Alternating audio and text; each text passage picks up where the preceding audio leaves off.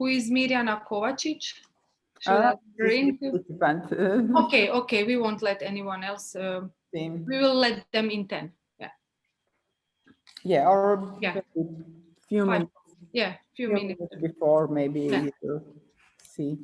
Okay. You can let them. I will switch our camera off because Sanya will come in a few minutes here and but. Okay.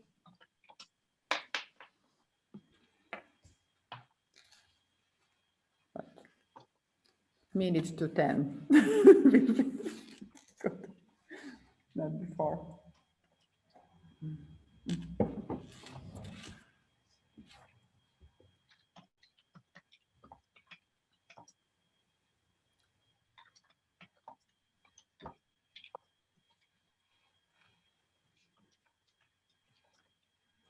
You're already recording.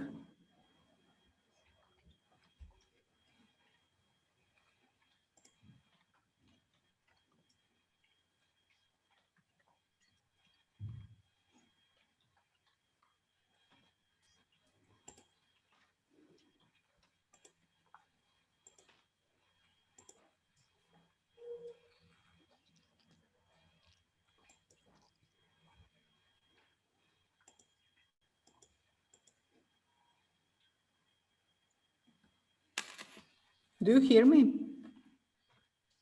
Yes? Okay. I was frozen a little bit for a few seconds. I'm afraid that it's not working. So far, only the team crew is allowed to be in, but there are people in the waiting room, as Tamara said. So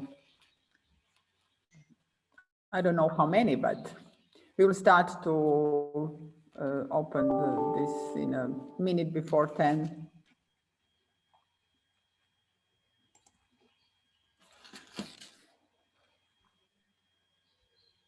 So,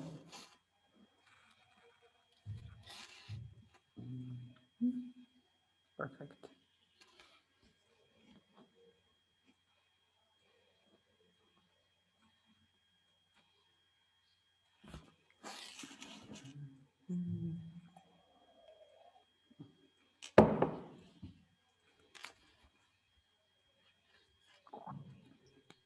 Eight people waiting.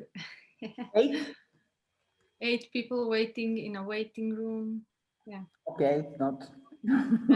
But people are usually connecting right in the moment, like so exactly in 10. So yeah, it's actually. Yeah, first 5 minutes will be. How is it with the registration? Do we have a lot of participants? 124. Oh, nice. So we are on the safe side.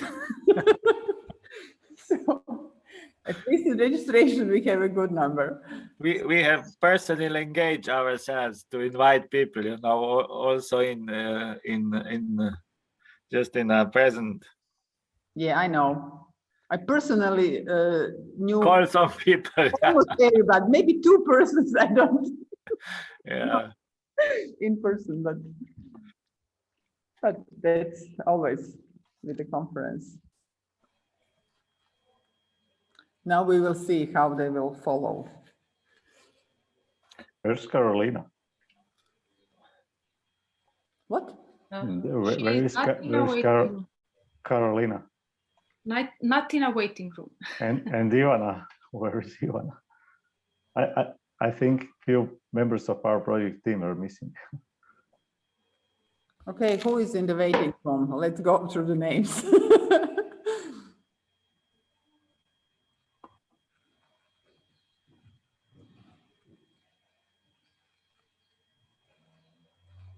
Anna, just Anna. Mirjana Kovacic, Nikola Geršek, Marija Bošnjak, Zlatko Nedić, Iva Tolić, and Dinko Mihaljević. We can let him in. Yes, but he's the first presenter. Yes, from agency. I just let him in.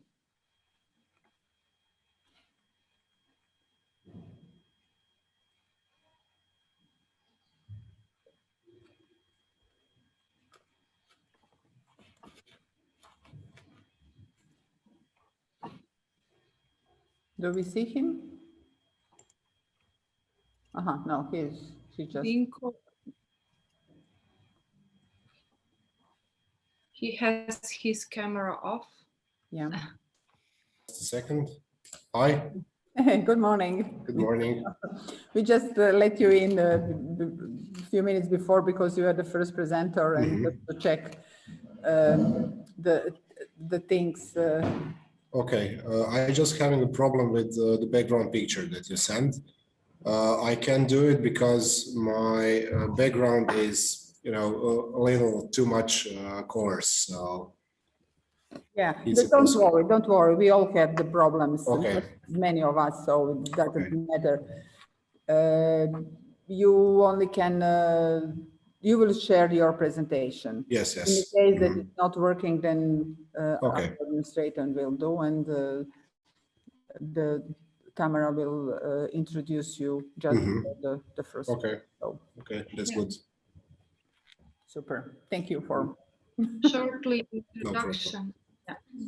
Yeah.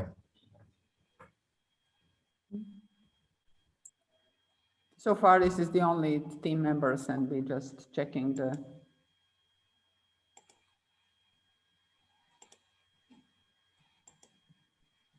Should I let Gerhard Weiss in? Diana? I'm thinking about. Yes, you can, please. Okay. I'm just looking for the presenters. Just greet him. He's not there.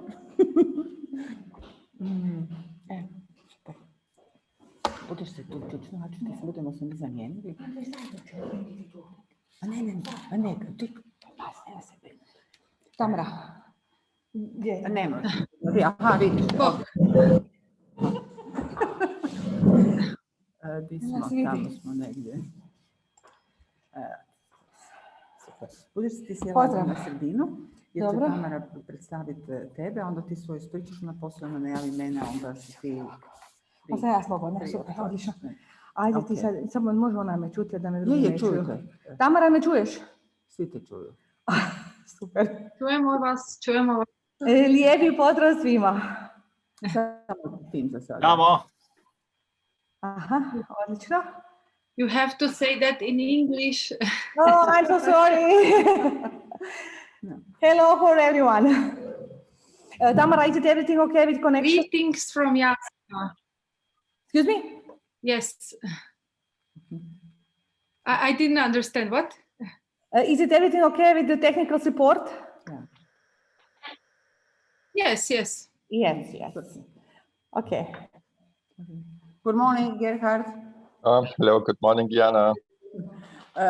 So far, it's the only team members allowed and the first speaker, and you just to check that you will be announced by our host, Tamara, and you will share your presentation. In any case of any technical problems, then you will send the presentation to us. But shall I send it beforehand right away, or maybe you could put it, share it in the chat, send it in the chat, and then. wait. But in chat only to me, not to everyone. Yeah. Okay. Okay. It's in the chat. Okay, I try. Okay. Tamara Kvas.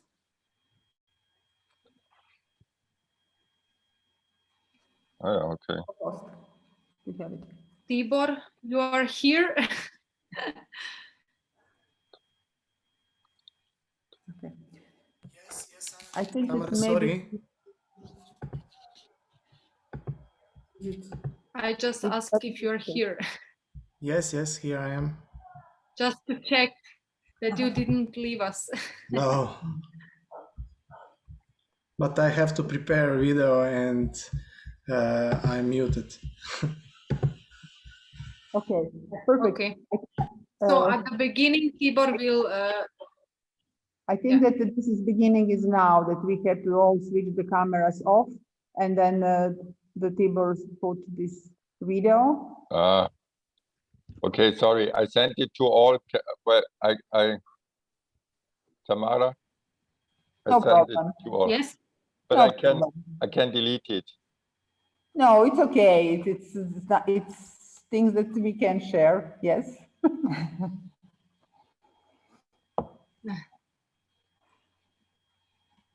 No, that's stupid. Or can you delete it? Yeah, I'm just downloading it and I will delete it. Yeah. Yeah. Just Okay. give me a second. Yeah. And Super. Thank you for joining us.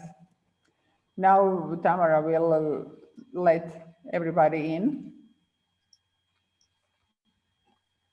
And we will slowly start. Diana, yes, if you can let Sanya be alone in the video for the welcome speech, it will be maybe better. Yes. I will move. I'm not able to delete this presentation. Okay. Maybe because I'm co-host. Sorry, Tamara, I didn't hear. 33 people in waiting room. I can't delete this presentation. Maybe because I'm co-host, not host. Delete. Delete, yes. You can delete it. No. And then I will let people in. I think that's not possible. I cannot delete. I can only download. Oh, okay, then Gerhard will delete the presentation. I don't know. I tried. I don't know how to do it. How can I do it?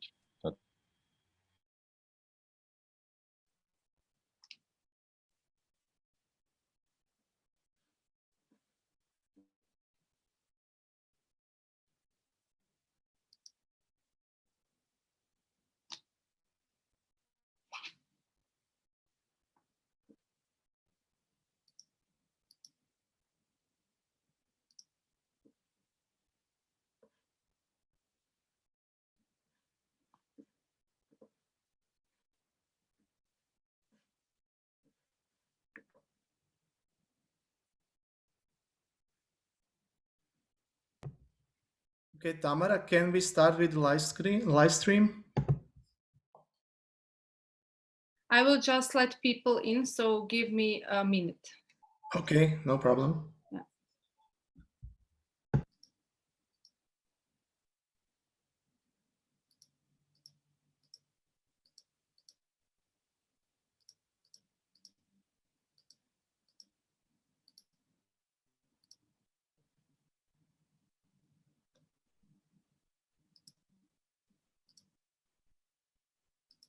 A lot of people are joining us, so.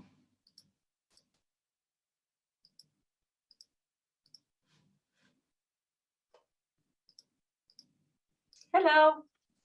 I still recognize some faces. Nice to meet you. Hello.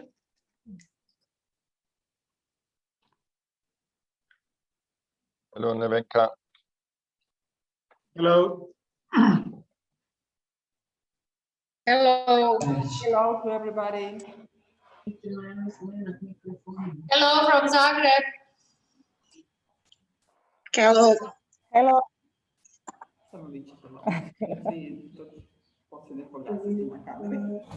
Hello from Zagreb.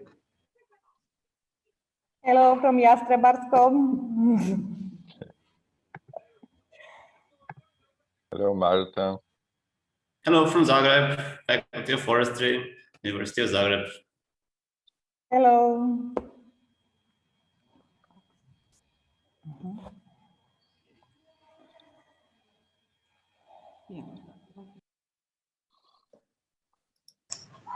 Hi, everybody. Hope you hear me now. Hello, Marta. Hello, nice Marta. to see you all. Hi, Marta. Nice to see Hi, Christina. I'm so happy to see you all.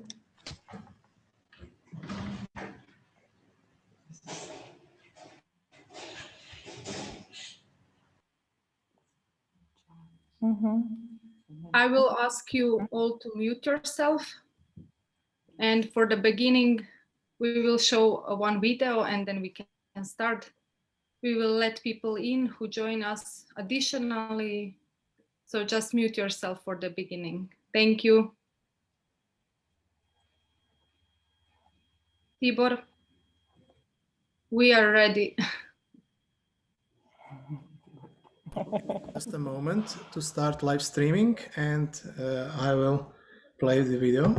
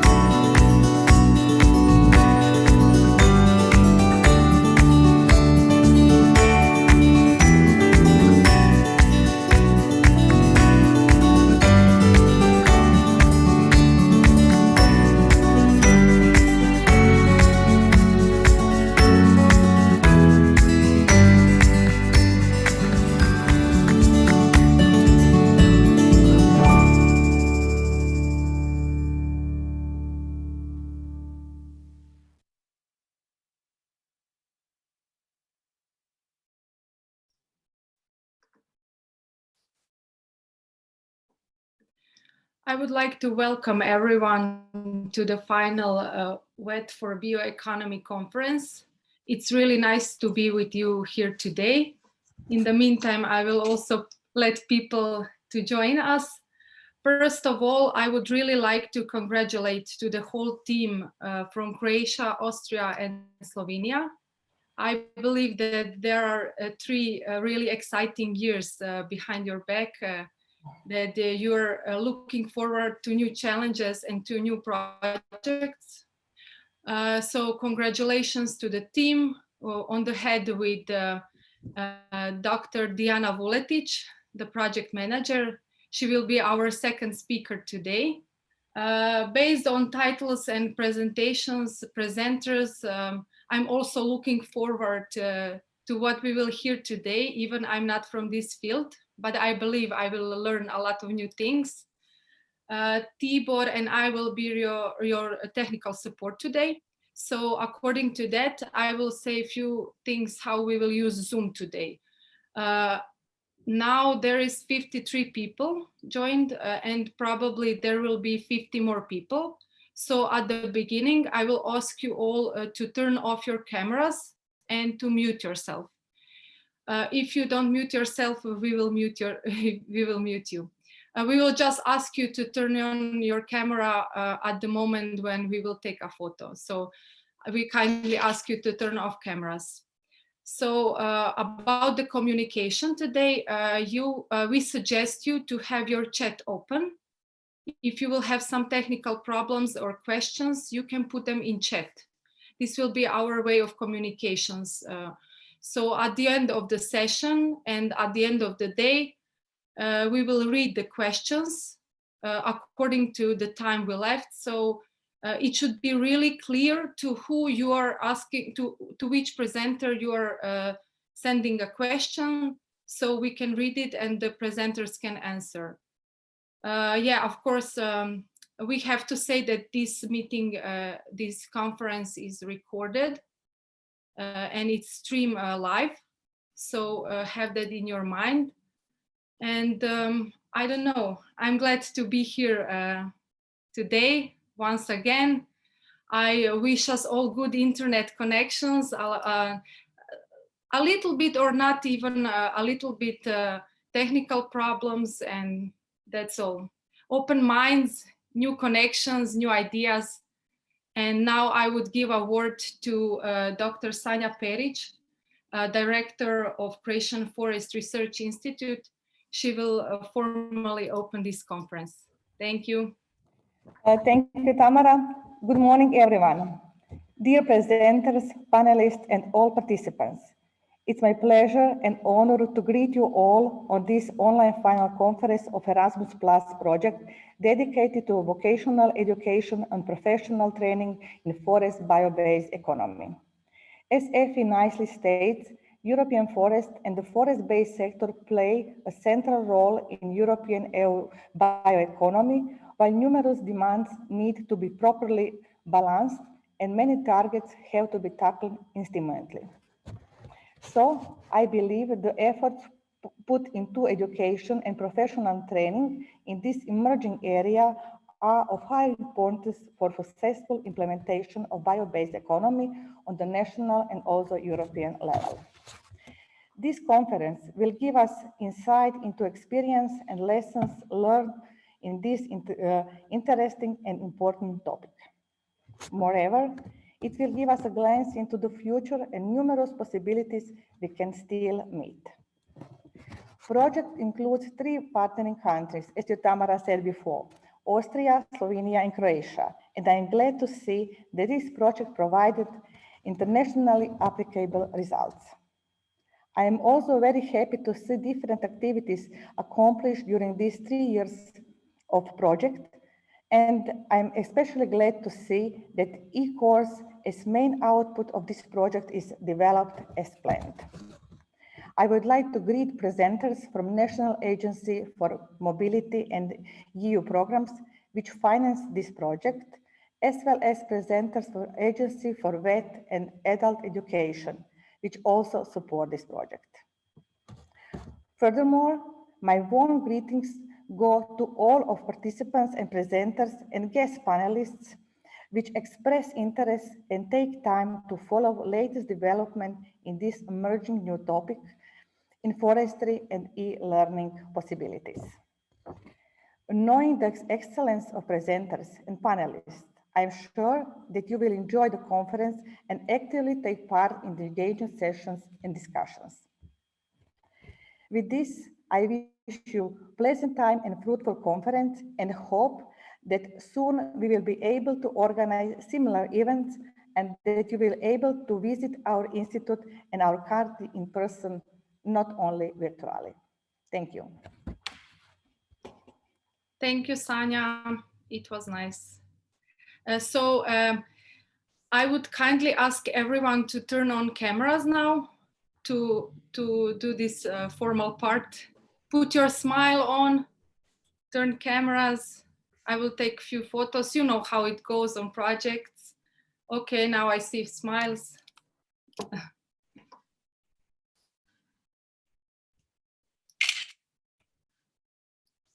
Thank you. Just give me a second. Seems like everyone happy today.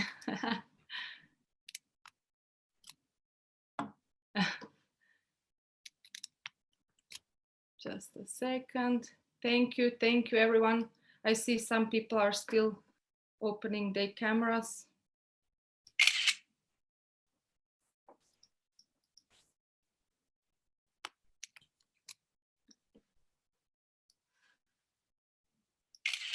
Okay, that was it. Now you can turn off your cameras again.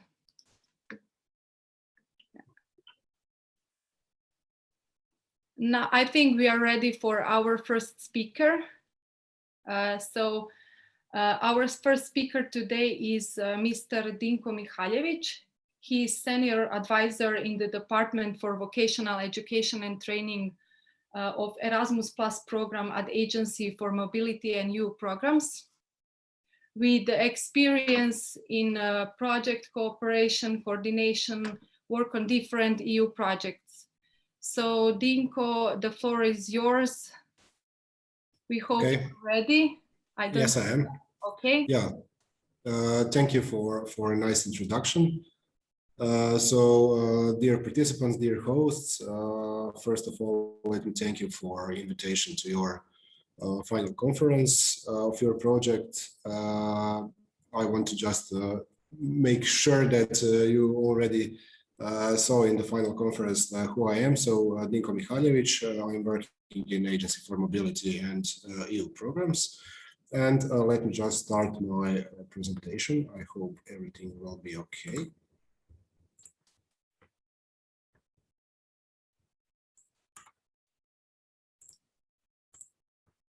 Okay, can you see it?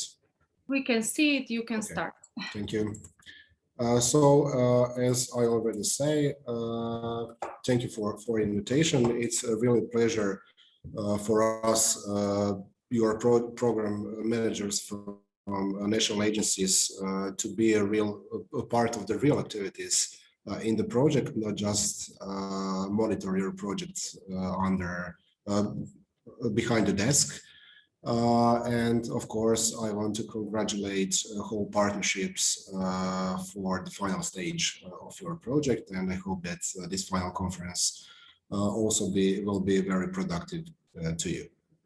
I will try in the next 15 to 20 minutes briefly present you the scope of work of Agency for Mobility and EU programs, and in the other part, which I'm sure will be more interesting to you, I will try to briefly present you opportunities and novelties offered by the new generation of the Erasmus Plus program in a period of 2021 to 2027.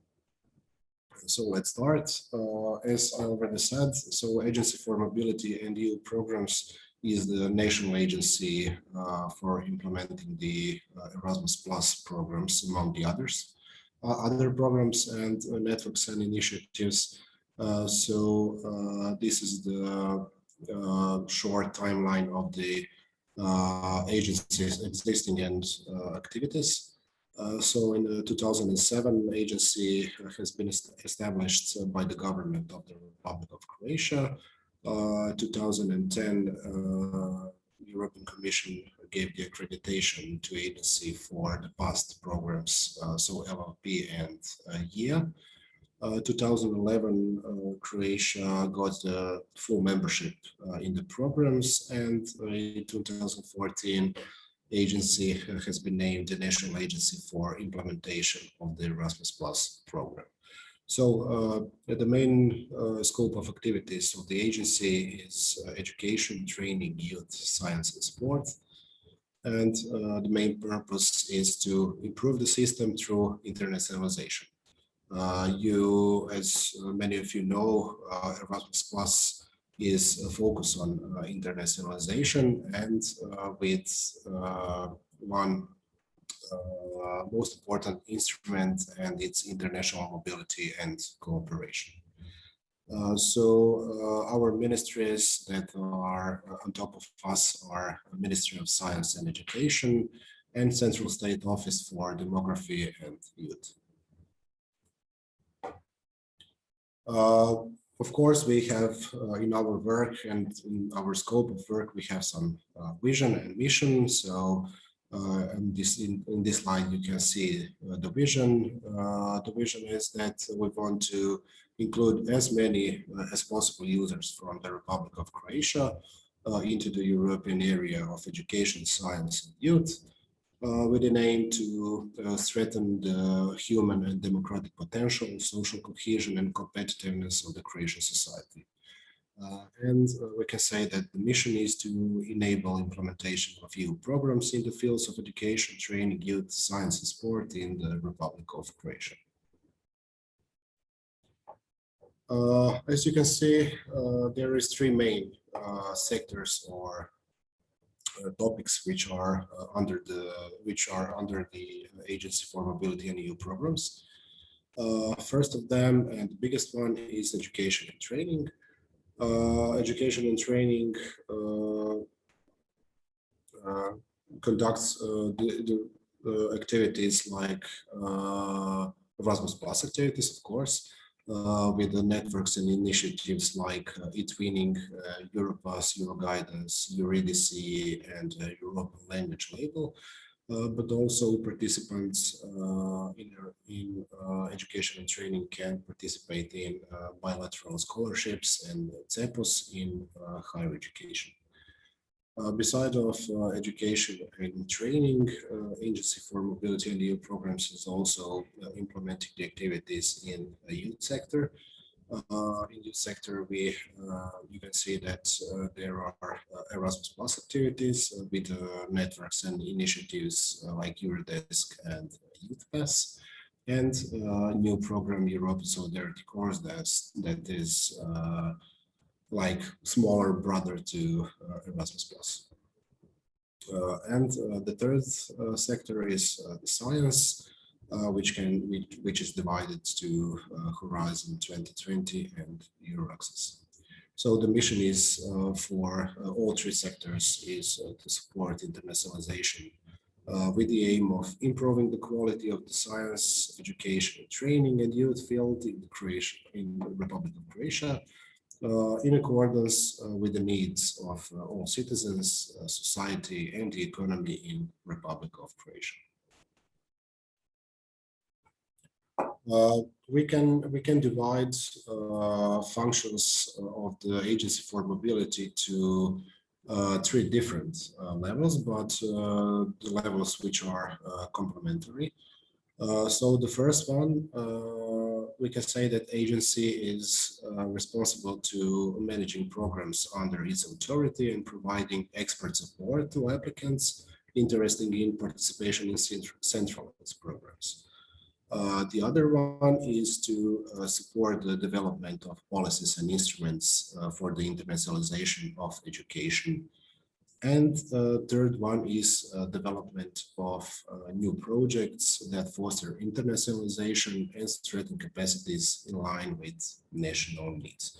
So these levels are separated, but also are complementary, and agency try to group these levels to have one big and productive scope of work. Okay, that was very shortly and briefly about scope of work of Agency for Mobility as the national agency for implementation of Erasmus Plus program. And now in the next couple of slides, I will try to present you most important novelties and information about new generation of Erasmus Plus program in 2021 to 2027 time period. So as you can see, there are four main priorities that the European Commission decide to have focus in this period. These priorities are horizontal and can be implemented in all sectors under the Erasmus Plus program. First one is inclusion and diversity. The priority that has been very much in focus in the last 2 or 3 years in the last program also, and which means to include all people in the program, especially the people with fewer opportunities, which is very important to significant to projects under the Erasmus Plus. The second one is green. Green is all about sustainability, climate action, and green travel. Third one is digital. So priority is to develop accessible and high quality digital learning and foster digital capacities.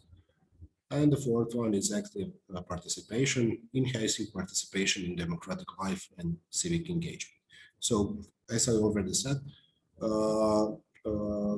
these priorities are horizontal priorities, and it can be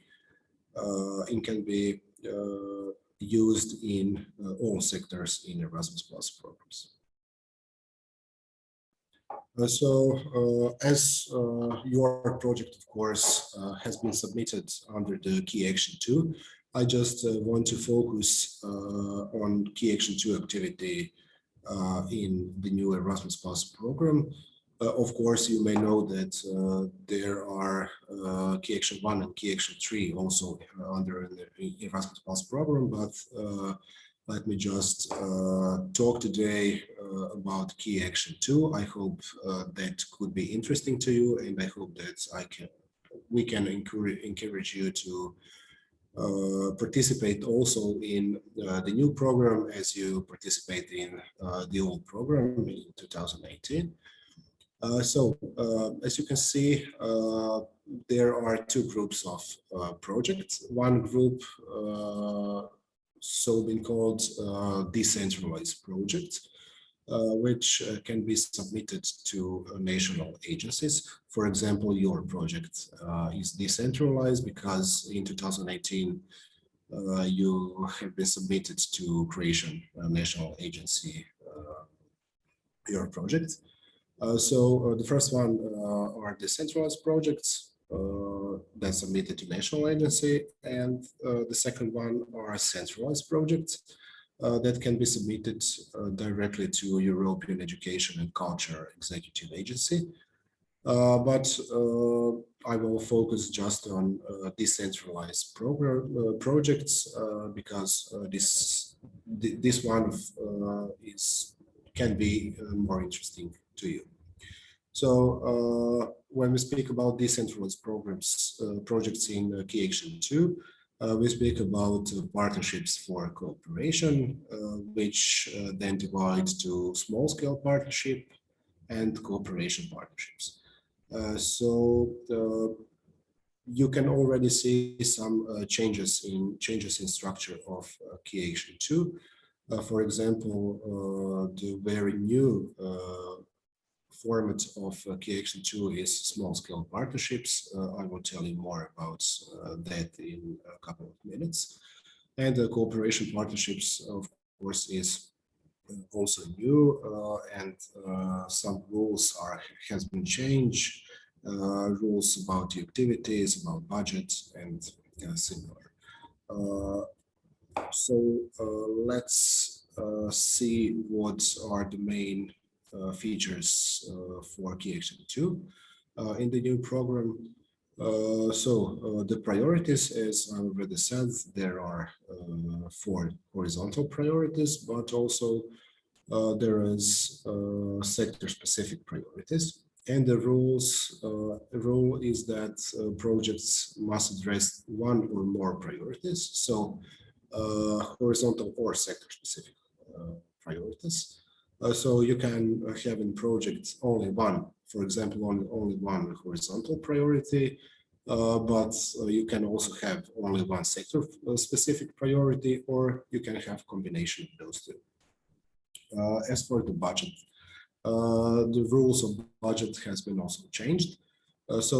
For cooperation partnerships, the projects with the bigger volume, the bigger budget, budget is from 100,000 to 400,000 euros. And for the small scale partnerships, there is a novelty that European Commission decide to put some kind of lump sum for this format of partnerships, and the lump sum is 30,000 euros or 60,000 euros. Cooperation partnerships, as already said, are bigger volume, and which means that duration can be longer. So it can be from 12 to 36 months, and small-scale partnerships from 6 to 24 months. Rules for partners organizations. So in cooperation partnerships, there should be minimum 3 partners organizations from 3 different program countries. And for small-scale partnerships, there should be minimum 2 from 2 different program countries. Of course, I didn't mention that, but if you decide to, of course, have a detailed look on the key action 2 or key action 1 or key action 3, there is a guide for applicants with all detailed explanation of all 3 activities, budgets, and everything else. So please, I can address you to have a look in guide for applicants if you want to have more information about all activities. The first format of key action 2 is cooperation partnerships.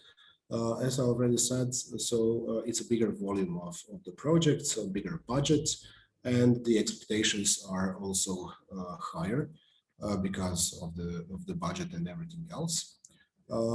We can say that there are 4 main goals for cooperation partnerships. The first one is to enable transition and positive change at individual, organization, and sectoral level. Projects in cooperation partnerships should emphasize common needs and priorities in the field of VET, and should develop capacities of participating organizations through international and intersectoral cooperation. And the fourth one is to ensure quality increase and relevance of activities implemented by participating organizations. Cooperation partnerships are really similar to former strategic partnership.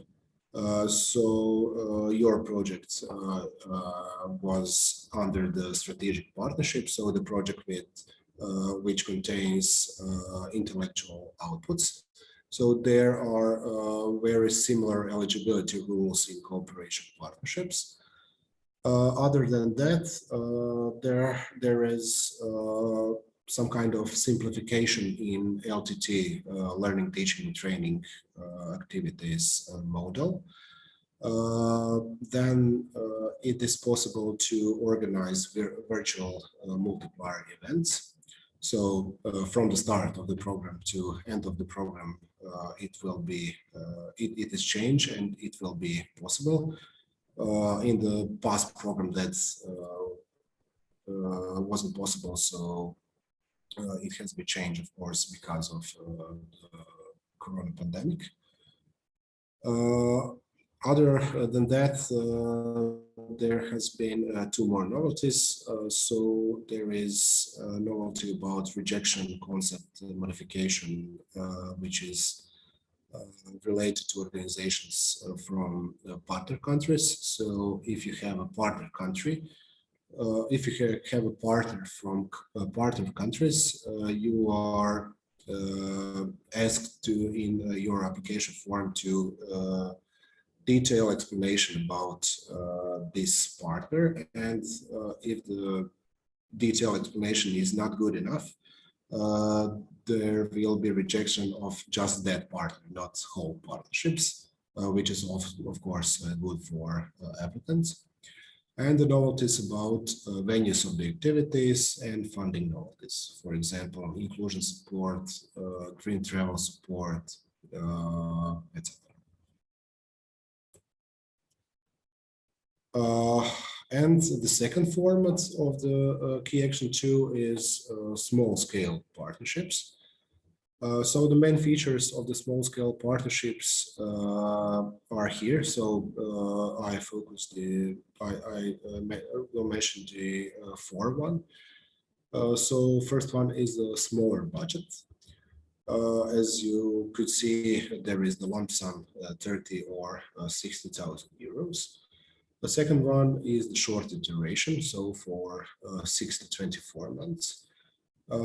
Third one is a simplification of administrative burden, and fourth is more flexible format. So European Commission decided to have a new format of key action 2 in a goal to attract newcomers and less experienced organizations, to remove barriers for participation of organizations with smaller organizational capacity, and to support inclusion of people with fewer opportunities. So smaller scope of activities, smaller budgets. The goal is to attract the new organization with not such a big experience, and we hope that this format will be okay in a new generation of Erasmus Plus program. So that's it for me in this short presentation.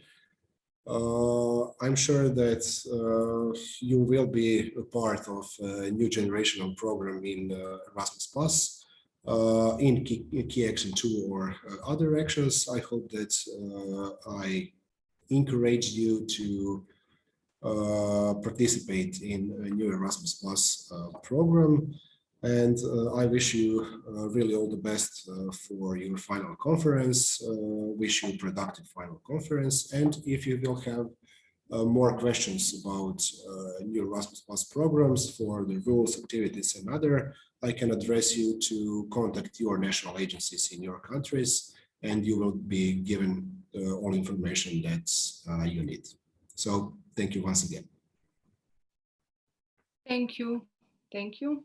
And I will remind everyone that if they have questions for you, they can write it in a chat, but it should be clearly stated for who is this question. So as for the speakers. I see that our second, maybe the most important speaker today is ready, and the smile is on the face. Dr. Diana Vuletic from Croatian Forest Research Institute. She's a leader of this project. In project words, it's a project manager actually, yeah. So she's a senior researcher in Department for Scientific International Cooperation in Southeast Europe, with long experience in research and management in field of forest policy and economics. I believe that Mrs. Diana Vuletic is ready. So yes. I'll ask you to share your presentation, to say a few words maybe to everyone. Yeah.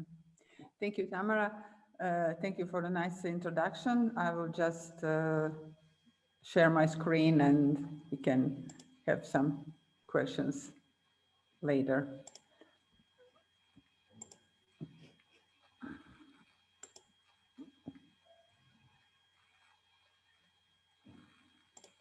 Okay, is it? We can see it. Is it okay? Yes. Yeah, it's perfect. Okay, this is my honor and joy to present this VET4BioEconomy project to all of you, as I actually inherited it and during the last year. So the project is about professional training in forest bioeconomy in Austria, Slovenia, and Croatia. And as already Tamara says, I'm at the time being the project manager, but actually I was inherited from the two maybe most important persons for this project, at least concerning the Croatian Forest Research Institute as a leading institution. That was Marta Curman, who was the leader of the project for the first 2 years, and also to Silvia Krajter-Ostojic, who was a very important member and the idea bearer for that project, altogether with other partners. And I also would like to present Anton Brenko from our Croatian Forest Research Institute team. The other partners are, as you can see from, as we already heard, from 3 countries and from different institutions. Let me start with the Croatian partners. After the institute, there is the Institute for Development and International Cooperation and Relationships with team. I will read the names of the team members because I think that it's needed that you all heard who they are and that they are the real persons behind all those nice pictures. So from the team of the IRMO, there is Sanja Tišma, Karolina Horvatinčić, Dragana Marković, and Mira Škrtić. Some of them more intensively involved, some of them more less or a little bit in the background, but all very important. So from the Slovenian Forest Research Institute, there is Nike Krajnc, Darja Stare, and Kristina Sever. From the other side, we have Algebra, which is from Croatia, partner with Zoran Jančić, who will also be part of the presenters today. And then we have, again, in Slovenia, Slovenian Forest Service, with a team led by Andre Breznikar, Boštjan Hren, and Andrea Gregoric. And then we go to our Austrian partners, where we have the University of Boku, both partners are from Vienna. The persons involved were Bernard Bolslerner, Gerhard Weiss, and Ivana Živojinović. There are some other persons behind, but they are not very expressed here. And there is the Austrian Research Center for Forests with a team of Christian Lachner, Wolfgang Engel, who left us recently, Michael Eiper, and Irene Janardoli. I only hope that I pronounced all the names properly, and then you will be able to recognize those people when they represent some parts of the project results. So the overall goal of the project was in line with the Erasmus Plus team and call to contribute to the enhancement of the employability of preferably young forestry professionals, but not only limited to them, by developing a new training program on forest-based bioeconomy that has been missing so far in project countries, and still it's not very implemented. And that training program, we hope that will be innovative and modern, for which the new curriculum is need to be developed. And according to the curriculum, the e-learning course content with all the needed learning and multimedia materials about forest-based bioeconomy was developed. During that process, we aimed to reach to different groups of users, meaning not only forestry and wood processing professionals, but also pupils in the high schools and students on the faculties who are interested in new ways of using the traditional materials, and to use of the innovation in starting the new businesses related to bioeconomy, focused on forest-based bioeconomy, but not only. So the regional and local governments was also our target groups, because they can enable development, especially the chambers of commerce, chambers of entrepreneurs, chambers of forestry and wood processing engineers, whose mission is providing education and professional training to their members, were targeted as well. So, but they're not their mission is not only in providing education, but they are oftenly involved in the strategic development and the writing of the different basic documents and the laws. So they're always much more important, not only in providing the education. So the main outputs, according to the project proposal, were set in a different group. So we have the training activities for the team members, because there are the experts in the partners are differently divided among the partners. It's not on the same level of development. So in some parts we have experts which are very advanced in bioeconomy and in the training, in professional training, but from the other side we have some partners which are not on the same level. So we provided the mutual training to each other and partners in these transnational training activities. There are two main intellectual outputs of the project. One is the curriculum with the actually list of all the subjects and the approaches to be involved in some e-course. And then the second intellectual output was that content of the e-course where all those subjects are a little bit widen up and developed and all the things are put inside as on the theoretical part. And then that all that was transferred in the e-course materials where we used a lot of multimedia and all whatever was available for us to make this e-course more modern and interactive. The e-course materials are placed on the Moodle platform and in the scope of these transnational training activities, the partners received the training about the multimedia materials development on the workshop held in Zagreb. And when all the e-course was finished and done, we did the piloting of the e-course among the students and in all 3 countries.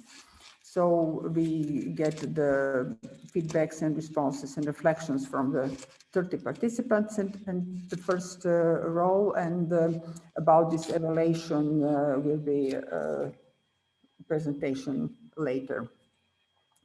So we did a lot of dissemination activities, made much more in these first 2 years and then a little bit less later, but still there's a project web page, there is a Facebook link and Twitter, YouTube channel with all the video materials developed during the project. We published 2 brochures. One was just about the project objects and second was to announce the e-course development and just to finish that. And to make all that possible, we had to meet and there were some problems with this meeting. So there are all, so far there were held the 4 transnational project meetings. 3 were physical, face-to-face, but one was firstly postponed and then canceled, and then later we finally organized this virtual. And to follow all the management activities, we held 23 Skype and later Zoom meetings in that period of time. So we know each other very well. So there's just some shots about information about this meeting. You can see the first meeting, a kickoff was in Zagreb, and the second one was in Slovenia, in Ljubljana. A third one was organized together with our transnational workshop about the multimedia development, and fourth meeting was held virtually, hosted by our Austrian colleagues. Just some information about this transnational training event, which was held in Vienna, where, oh my God, sorry, I was too fast.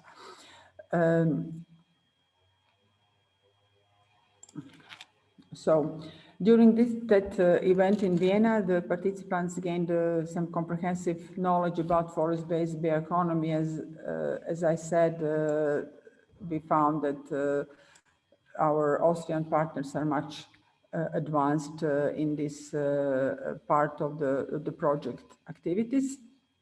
So we exchanged knowledge and learned a little bit about political framework, forest sustainability indicators in the new light of forest bioeconomy, which was the topic at the time, and the importance of the innovation in forest bioeconomy.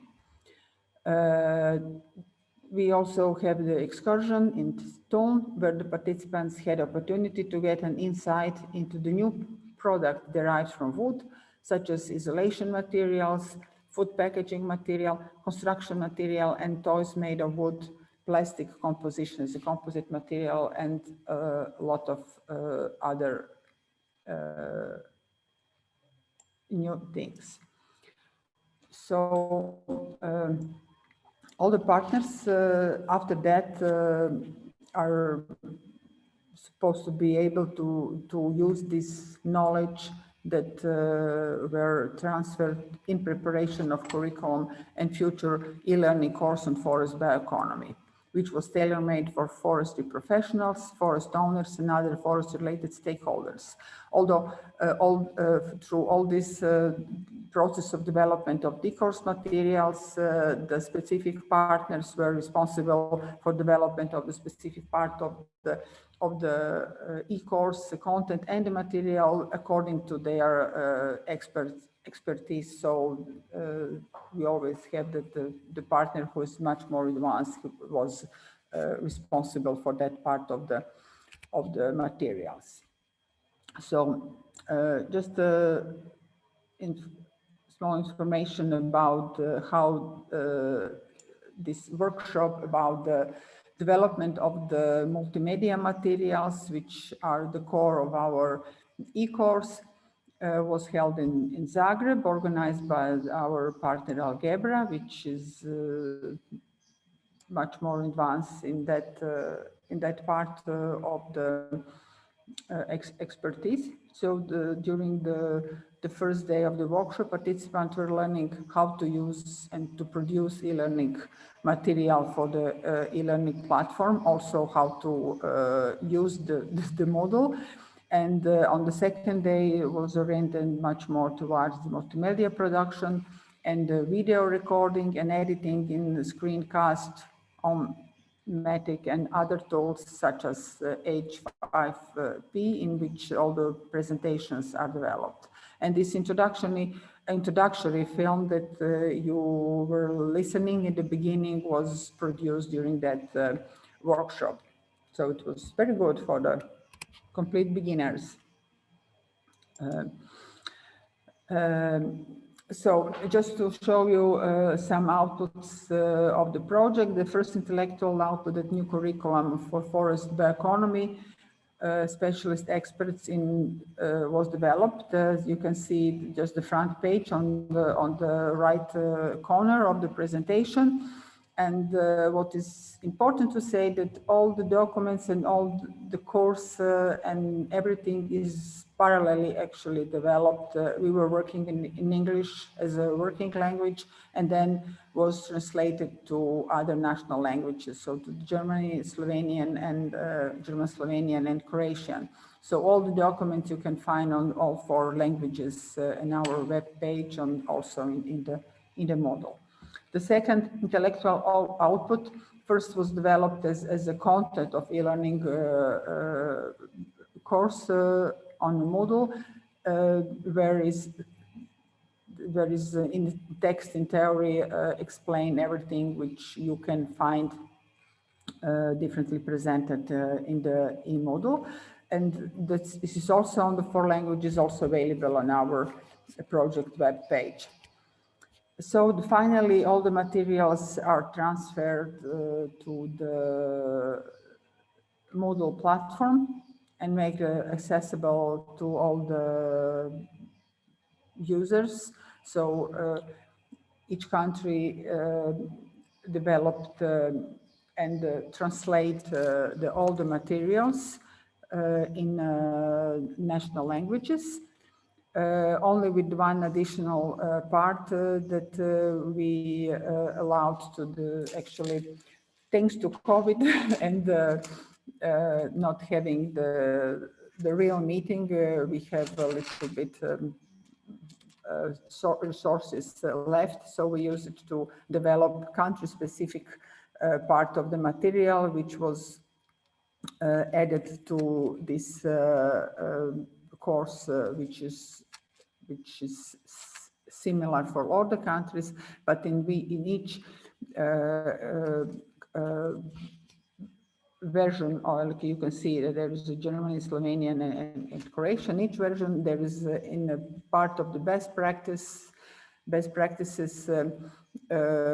one or two video extra, which is only on the national language, and it's actually focused on the situation in the country, and it's more relevant to each country, so it's not applicable for all, but it's interesting to see. And for that, how to use the Moodle and how to actually take the best of this e-course. It's explained step by step in the handbook, which is part of the introductory part of the course, and it's also on all 4 languages. So just to enable students and users to be more familiar with these materials. About the piloting participants and the future use, I will just say a little bit about the future use. Other things will be covered with our next presentation. So the e-course was piloted in partner countries by 10 to 15 students per country.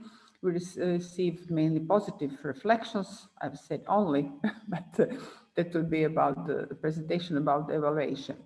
So in Croatia, we contact some teachers in professional high school. Some of them are with us on this conference today, and they found the course very useful as additional to regular program, and maybe they want to use it all together and the whole program, because I forgot to mention that we planned to develop 6 hours of materials. In the project proposal was set 6 hours. We finally ended with 11 hours of materials, and which is just when you're presenting, when you're following the e-course, then you need up to 11 hours. And if you go to all other additional materials, which are or on the web page or in the some books or other materials which are made it available to the students, you go even further 25 hours to do that. So we are really covered that load close to the 1 ECTS as a measure. So for the high school, they could maybe use 1 segment or 2 segments, and it's also possible not to use all the program, but to choose what is interesting for your students. Also, we have a good feedback from some professor and faculty of forestry and wood technology from University of Zagreb, which they also participate in piloting.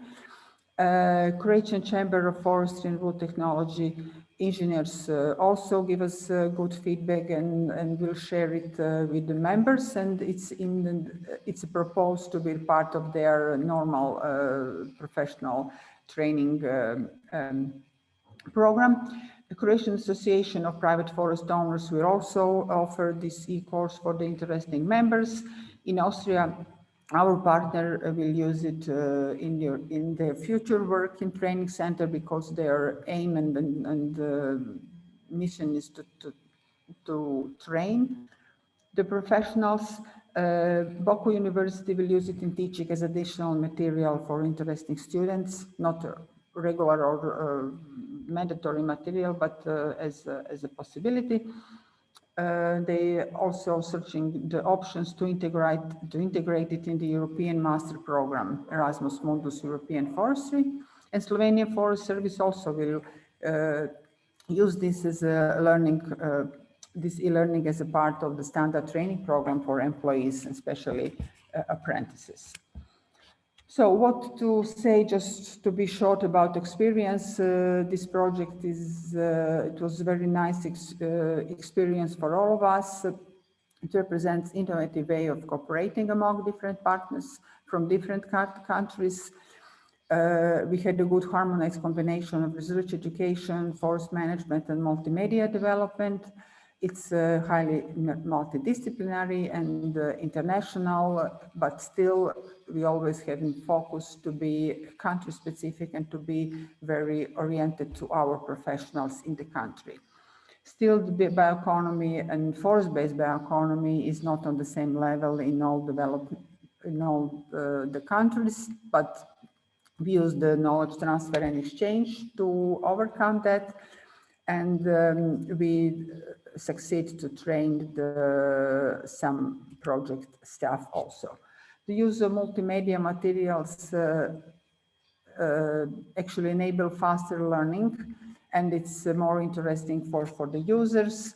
The special role in that kind of learning have this best practice examples which we use as a methodology, which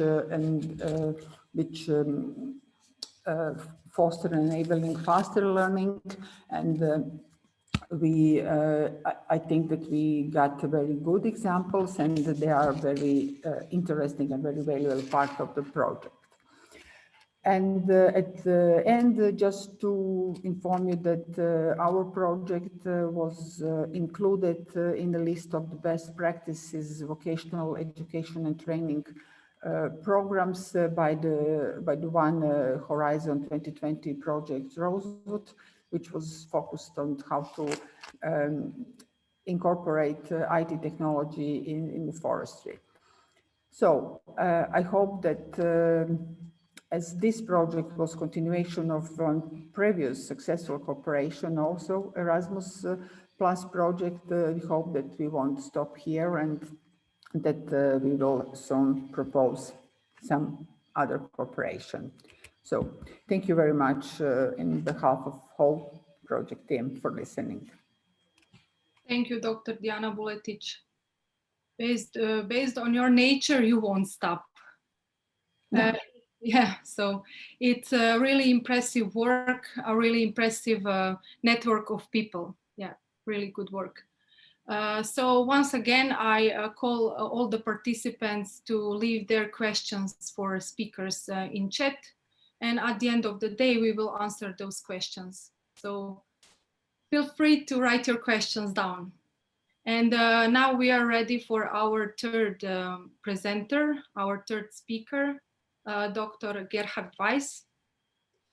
He is a leader of European Forest Institute, also working on Boku University in Vienna. He is engaged in forest policy research network, has been a part of the forest policy research since it was launched in 2018. He also working in several fields, including EU forest governance, bioeconomy policy, innovations in the forest sector. So we are really welcoming you to start with your presentation. Are you here? I can. Yes, I'm here. Hello. Thank you for the nice introduction. Yeah. Can I start sharing my screen already? Yeah, you're free to start. And do you see it? Yes. Okay. Just put it on full screen, and okay, it's perfect now. Okay, then thank you. Then I start right away. Yeah. Thank you, dear participants, dear colleagues. So my name is Gerhard Weiss. I work at Boku University in Vienna, and our group is also part of the European Forest Institute. So we are coordinating, leading here in Vienna, what is called the EFI Forest Policy Research Network. And our work is focusing mainly on forest policies and on innovation, and that's the background that we brought into this project. And it was I was personally not so much involved here. It was mostly Bernhard Wolfslehner and Ivana Živojinovic.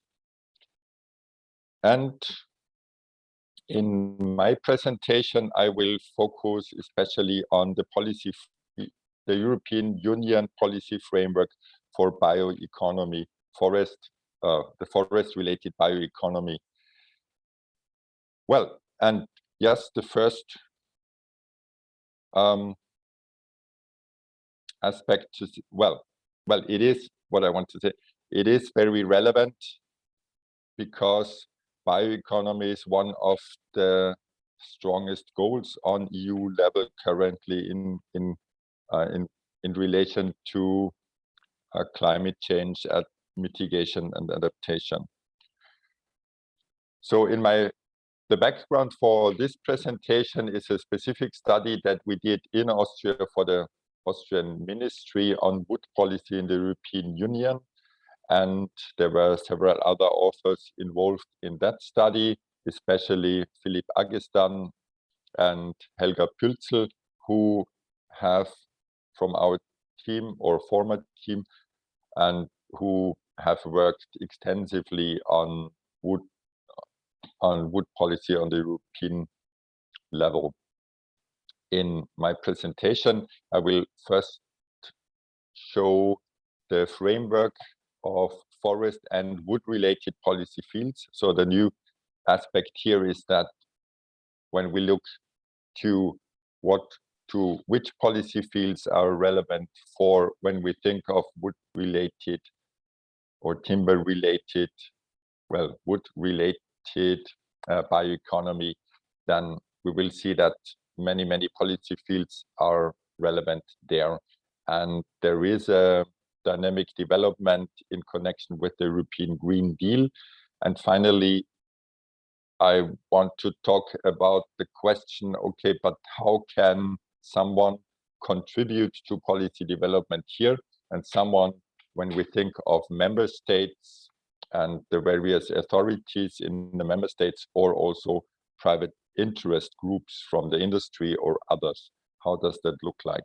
So that's a guiding question that was behind this study and my presentation. Okay, so first, so that's if we come from, if I talk to you or to us who come from a forest background, what we mostly know is forest-related policies, and probably everybody is aware that there is no common forest policy officially on EU level, such as the common agricultural policy, where some forest-related aspects are included, but forest policy as such is not, there is not the competence on the EU level. But when we look at what's going on there is some forest policy, definitely, and that happens in many policy areas. So first of all, there are specific forest-related policies. First of all, the forest strategies. So there have been 2 forest strategies and related action plans, and currently the third, the new forest strategy, is under development. And there are others. I'm just giving some examples here. EU timber regulation, and there are others. And there are regulations, of course, in environmental policy, which in relation to forests are mostly nature conservation oriented. I just mentioned Natura 2000, for example. And then in the common agricultural policy, there are, for example, fundings in the part of rural development programs, which are also relevant for forests. And then there are a lot of regulations, direct or policies, anyway, policies, strategies, regulations related to climate and energy, or also employment of products that go in the direction of circular economy or bioeconomy. So we see all this here on this graph, on this figure. So the forest-related policy areas there in the center. So if you look in the center, we see forest-focused policies, environment policies, climate, energy, employment, product, agricultural, and well, of course, also when it comes to innovation, research and innovation under the Horizon. Well, that's the old program, Horizon 2020, or now Horizon or Horizon Europe or Green Deal. That's also relevant, of course. Okay, so in the center, that is what, as with a forestry background, we know a bit better, but when we think of the whole bioeconomy or forest related or wood related bioeconomy, then which could be called industry view, we see that there are, of course, a lot of additional fields. So some of those fields are the same, such as if I take the environmental policy that is very relevant, then we see that then also other regulations or contents are becoming relevant, such as on emissions or waste. Okay, so, well, and yes, other also similar to environment policy, of course, climate and energy related policies are similarly relevant. So related to the use of biomass or renewable energy, there are very specific instruments on EU level that are relevant. And then in addition, I want to mention that for the industry, other fields such as competition, transport, trade policy are also becoming relevant. And I'm not going into detail here, just on the next slide, I have listed those once more, but I have mentioned them already. I come back to that slide, and still there are even more policy fields and regulations to be added when we look at now, if we look at in the forest related or wood related bioeconomy, if we look at several sectors or value chains, such as construction or plastics, if we think of fiber-based or cellulose-based plastics or cellulose-based textiles, fibers and textiles, and then chemicals or pharmaceuticals that are relevant in the bioeconomy, there are, of course, again, a whole range of specific regulations again. So that's quite complex. And okay, and there is, with the European Green Deal, a new policy, a big new policy focus of the European Commission or European Union. There is a lot of development going on. So many of these policies have recently been updated or are currently in a revision mode or will be revised for stronger and more ambitious aims for climate mitigation, and also including biodiversity conservation. So these are here just the general aims that you can find on the websites of the European Commission, for example. So bioeconomy is really in the center of political attention. And okay, and so there are, well, I'm coming now to this question: how does policy making work on EU level, and how can member states that have an interest or in the industry representatives, how can they have an influence, an impact there? Because, well, from our view, our interest is to strengthen that, for example, to have more wood in wood construction, more wood in construction. So wood construction is, for example, one of the new sectors or value chains that are of importance. Okay, so a few slides here in order to show a bit how that policy making processes work. So you see here how basically legislative procedures on EU level look like. So they are elaborated. I can illustrate that actually at one current example. the development of the new forest strategy, which was announced last year in work programs and communications by the European Commission. And there have also been conclusions by the European Parliament and the Council of Europe to have a new forest strategy and where some important goals have been written down. Then there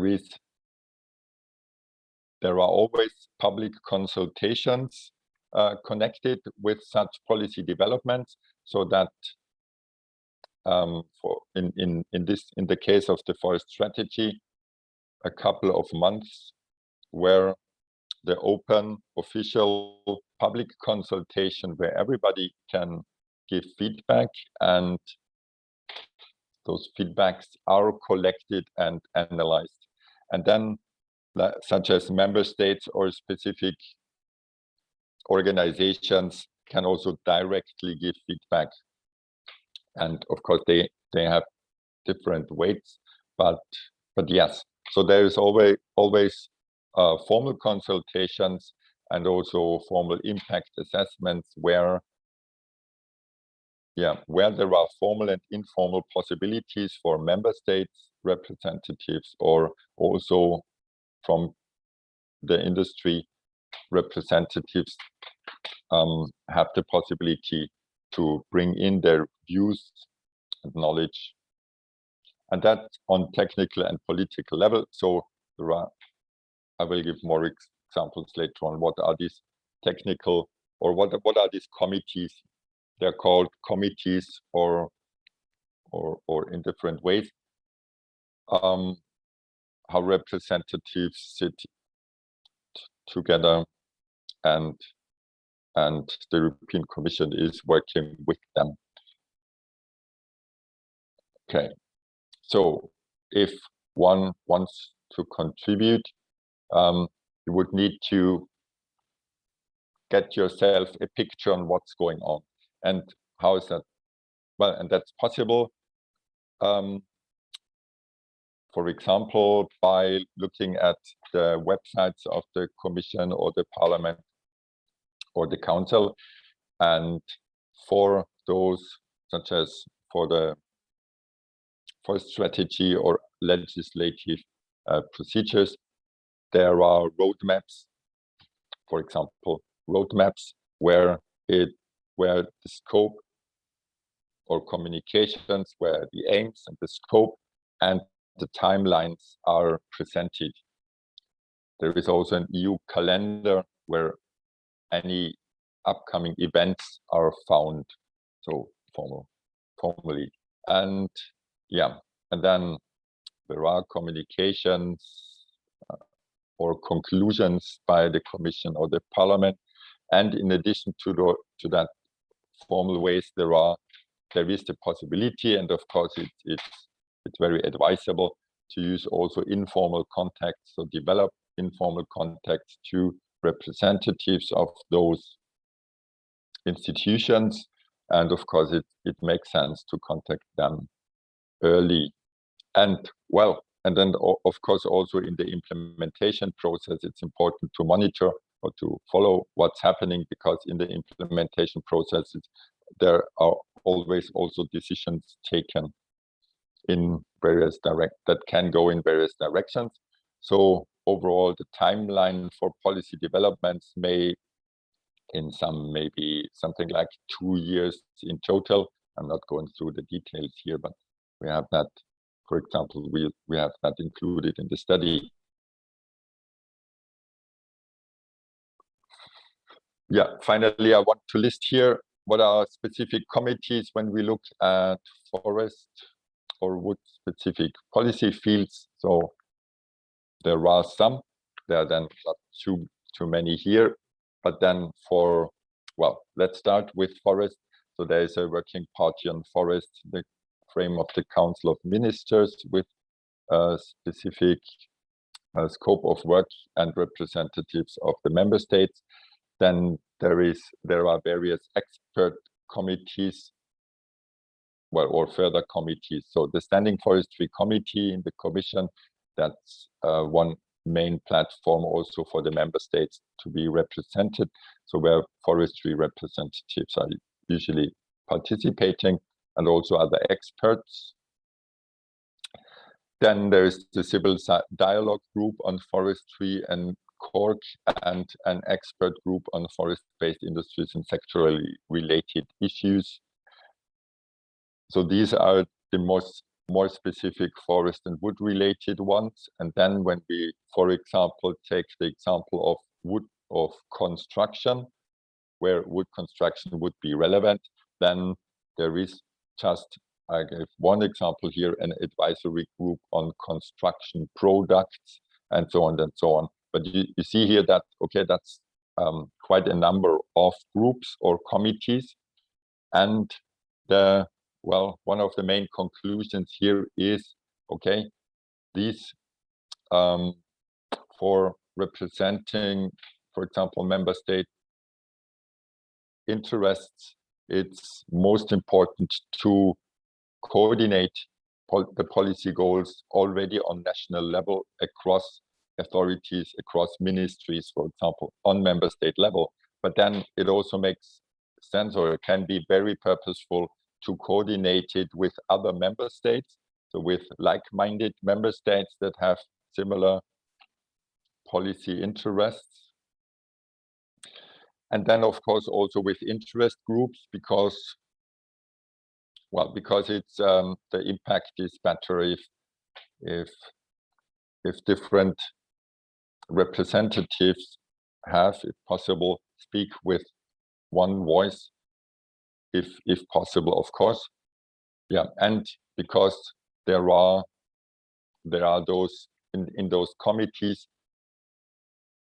also interest groups have possibilities to be represented, and so the representation is maximized. And yes, this when we remember back to that figure with the many policy fields and regulations, we see that certainly is very challenging to coordinate. But yes, but it's possible. But yes, it is for the authorities in the countries, in the ministries. It is certainly very challenging, and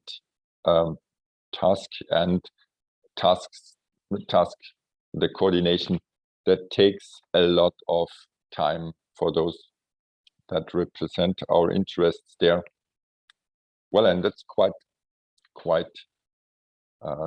something they have to do. So they have quite a lot to do, and it's certainly not easy to negotiate between all those many interests. With this, I'm coming to an end and want to say thank you. Here is once more the study that we have done here. That is in German language, but we are currently working on a translation in English, and the plan is to have this published as part of the EFI, the European Forest Institute. So many thanks. And with that, giving back. Thank you, Dr. Gerhard Weiss. It is always really a pleasure to listen to people who are dedicated to something like you are. So thank you. Thank you. Yeah, I saw that we don't have any questions in chat yet. And according to our program, it seems that we are ready for a little break, 10 to 15 minutes break. And again, I'm asking all of you to write the questions and we can answer it at the end of the day.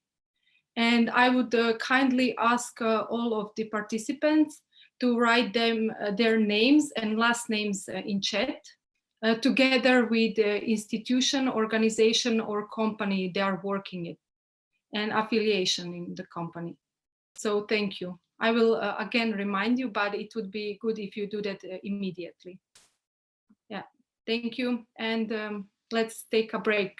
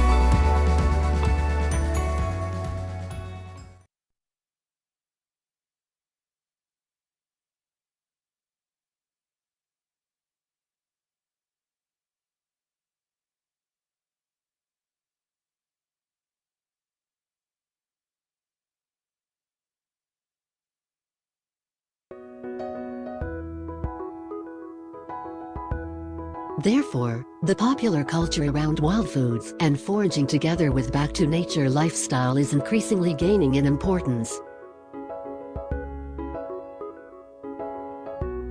This provides an opportunity for the development of the bioeconomy based on non-wood forest products and placing added value products on the market.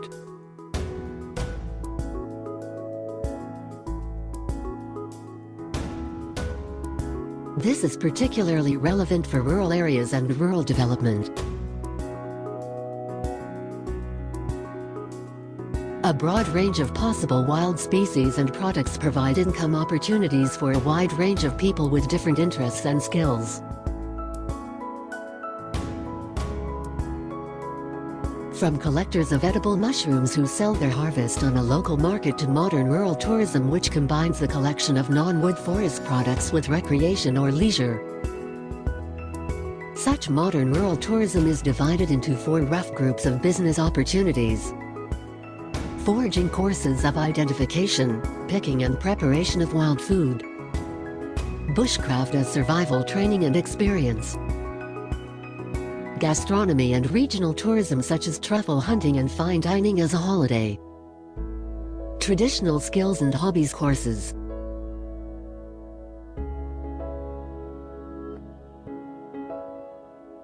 The commercialization of non-wood forest products is particularly applicable when timber revenues fall, which is a trigger for innovation. With sufficient innovation and business planning, it is possible to develop income possibilities.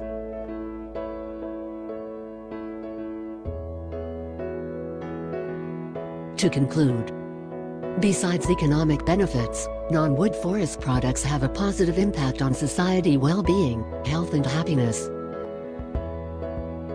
Also, they have an enormous ecological role by providing seeds for forest regeneration, food for animals, but also material for nesting or shelter and much more. That is why we have to responsibly manage non-wood forest products and use them in a sustainable manner.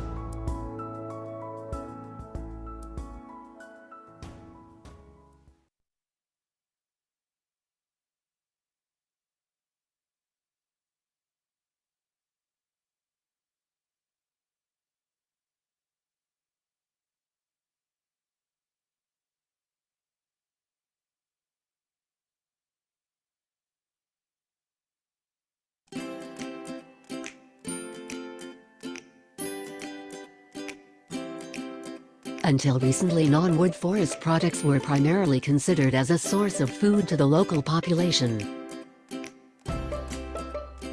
Nowadays, with the development of the global health and food market, gathering non-wood forest products is gaining in popularity on account of their nutritional and medicinal values. Proteins, vitamins, minerals, antioxidants. This low-fat food can be used as a medicinal prevention and for treating the diseases, from common flu to cancer. Non-wood forest products can have an important role in developing the bioeconomy. Besides collecting wild products from forests, some of them can also be produced on agricultural lands or extensively managed on forest lands. Those techniques are often correlated with higher market demand and low natural production, depending on the product. In European Union, the average of 25% of households is picking non-wood forest products. In Croatia 31%, Austria 36%, and in Slovenia 53% of households is using non-wood forest products from nature.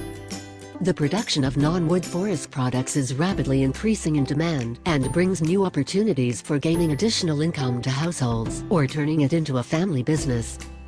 This especially applies to rural areas. There are many possibilities and self-employment opportunities such as collecting medicinal plants, berries, and mushrooms, cultivating abandoned agricultural lands, producing added value and final products from raw non-wood forest products, organizing local food festivals and extended tourism offers like bushcraft and foraging. These possibilities could have a positive impact on the development of the rural economy.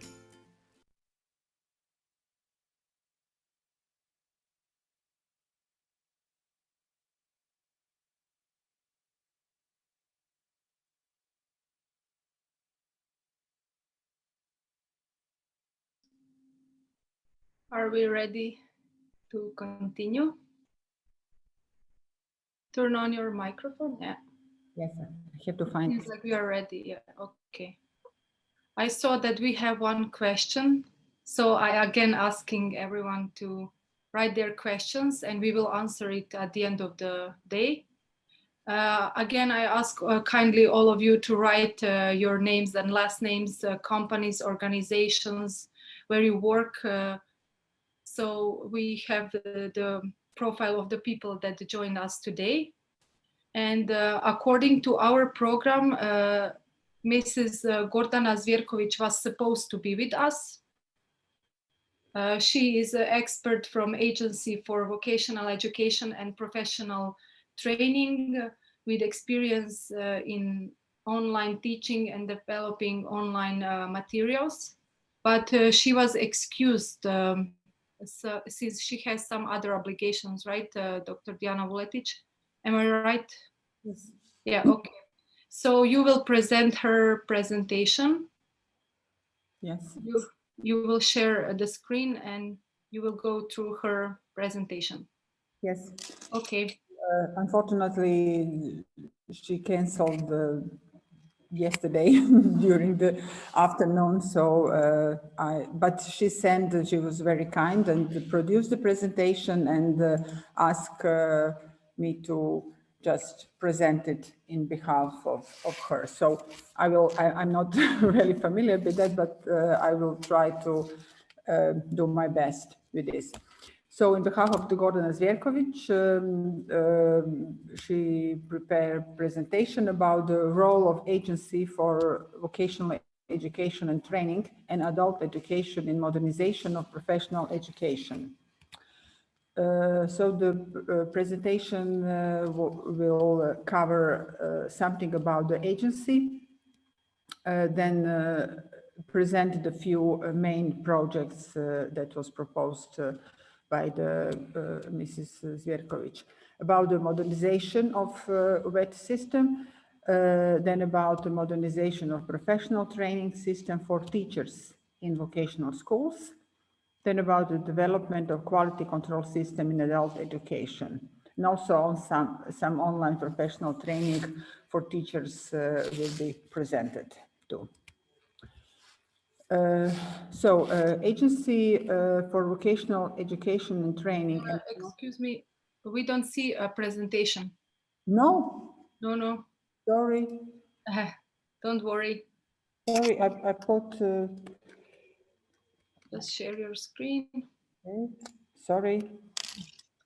Just a second. Now it's not that easy. Share screen. Okay. Okay. Perfect. Do you see is in presentation mode or? Yeah. Just put it on a full screen and then, yeah, okay, perfect. Okay. This is just about the content that you already heard from me. So about the Agency for Vocational Education and Training and Adult Education was established by the Act on the Agency for Vocational Education and Training in Adult Education, published in 2010. The founder of the agency is the Republic of Croatia, while the rights and duties of the founder are exercised by the ministry competent for educational activities, which is Ministry of Science and Education now. So the activities of the agency include the planning, development, organization, implementation, monitoring and improvement of the system of vocational education and training and adult education on the national level. Vision of the agency is an accessible and flexible system of vocational and adult education based on competencies in the function of fulfilling the needs of each individual and society and the career of the economy development and greater employability. With the mission to make education the strongest root of personal growth and success. Some of the strategic goals are to develop qualifications based on competencies and learning results, to harmonize permanently education with the labor market needs, to create a system of vocational education and training that allows for lifelong learning and mobility, and to define the role of teachers in the learning outcomes-oriented system, and to establish the quality assurance system. We will see through the project presented that most of the, actually many of the strategic goals are seriously taken and already addressed. So the first project is modernization of vocational education and training system, which is co-financed by the European Social Fund. Many of the projects are financed from the same fund. The carrier of the project is the agency. The time frame is November 2017 to December 2020, so it's ongoing project with a very big total budget of more than 200 million of kunas. I won't translate it to euros.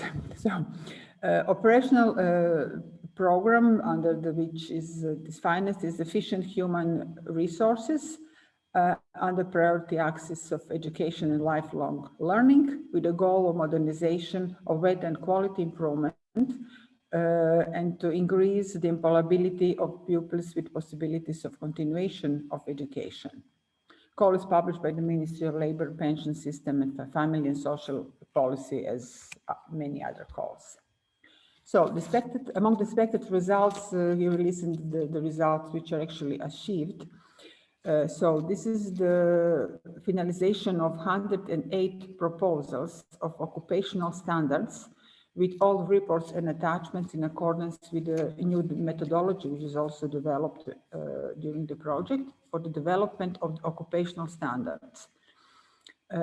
All those standards are put into the Croatian register with the approval of the relevant sectoral councils, so are ready to be used. The manuals for the development of sectoral curricula and vocational curricula are created, also as the manuals for the development of, this is the same things, I'm sorry. Expanding the e-qualification database to support the work of working groups and creating a completely new e-curriculum databases, because also this e-curriculum are completely new things. After that, they developed the 195 qualification standards among the 13 sector and the 156 new vocational curricula and curriculum models of vocational education institutions.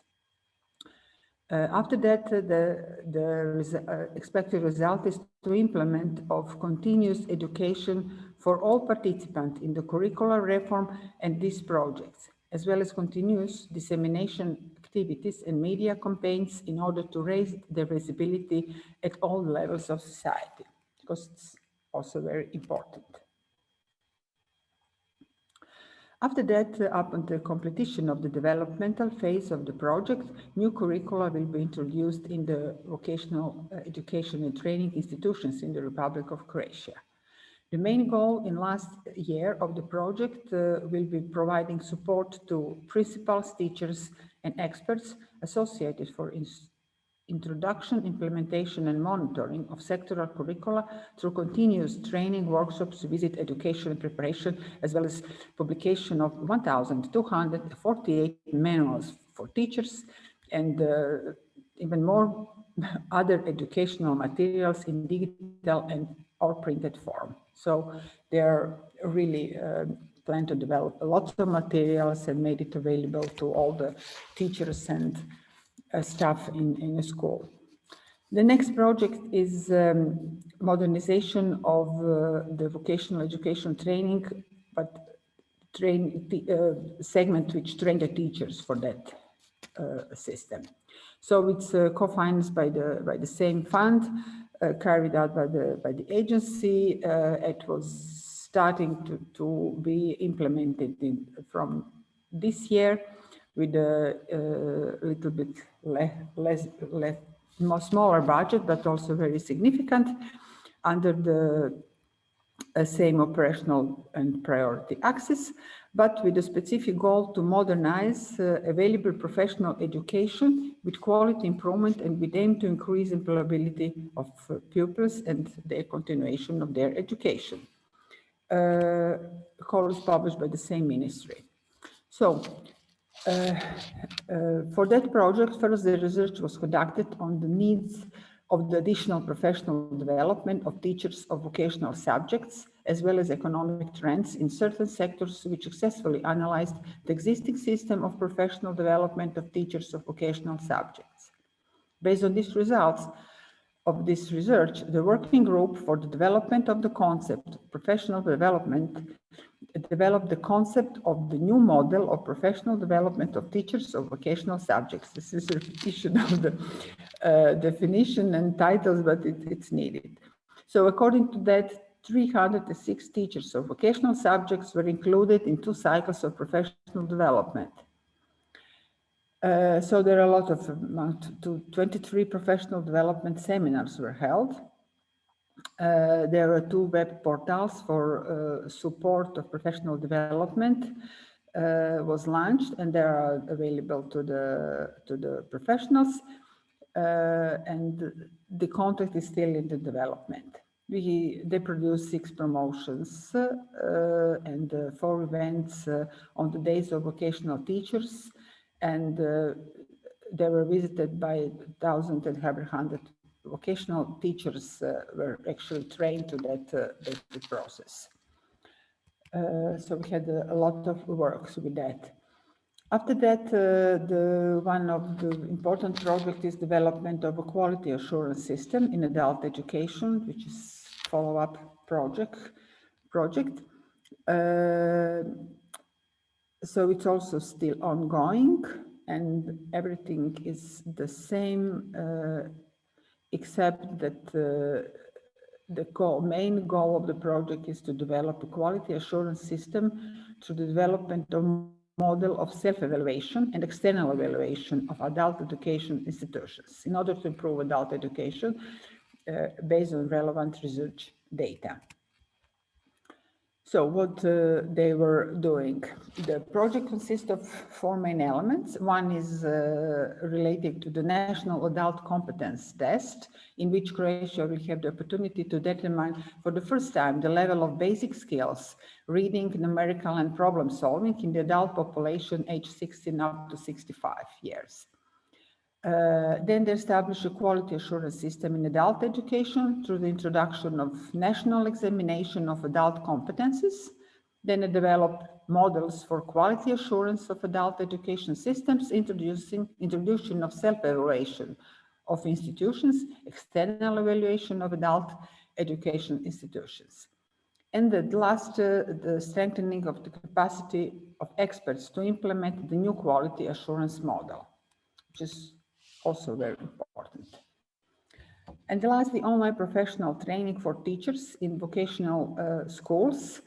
There are projects, and it's also very, very needed to introduce to e-learning for vocational school teachers. There is a result of the big project for educational teacher, where they focus on the use of ICT technology in teaching with a lot of partners, and you see the list of the countries involved. And after the mentoring and conducting of e-courses in the forestry and wood technology sector, in the several school years was organized and held, so which is very important for our sector. Virtual classroom like e-reverse classroom was designed, developed, and implemented with the co-authors of agency, advisors, and the 2 teachers in September 2020 to February of this year, and also is available on this Scarnet Lumen and actually Moodle platform.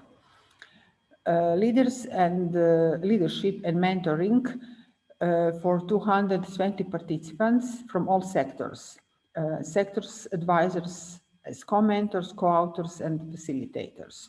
So there is also intersectoral cooperation in this sense very present.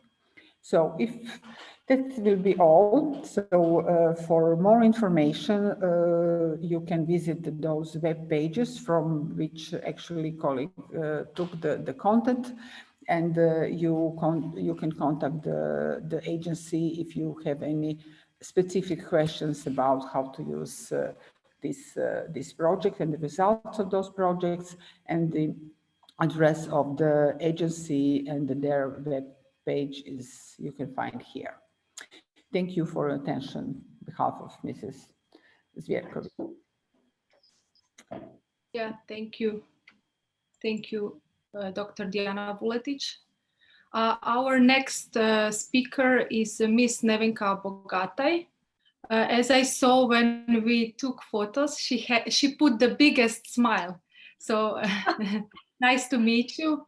She is senior researcher at Slovenian Institute for Adult Education, with long experience in adult education, especially in development of learning circles. She was also a partner in previous Erasmus Plus projects, right? Yes. Are you ready for your presentation? Yes, and I also ask, can the presentation, is it visible already? Yes. Thank you. Thank you very much. You just have to put it on the full screen. Okay. Yeah, okay. No, it's not okay. I suppose, or it is. It is on full screen. It is. Yeah. Thank you. Yeah. Yes, dear colleagues, it's really a privilege to meet again. So thank you, really many thanks to Croatian Forest Institute for invitation. And while I share and start with my presentation, I would kindly ask you to think about something. Can you recall your best educational experience? And define the answer with one word, two words, probably. Why was it so exceptional? Which key element you can write down to your paper, and it will not be necessary to report later. I would just like to focus all your project work to the good product.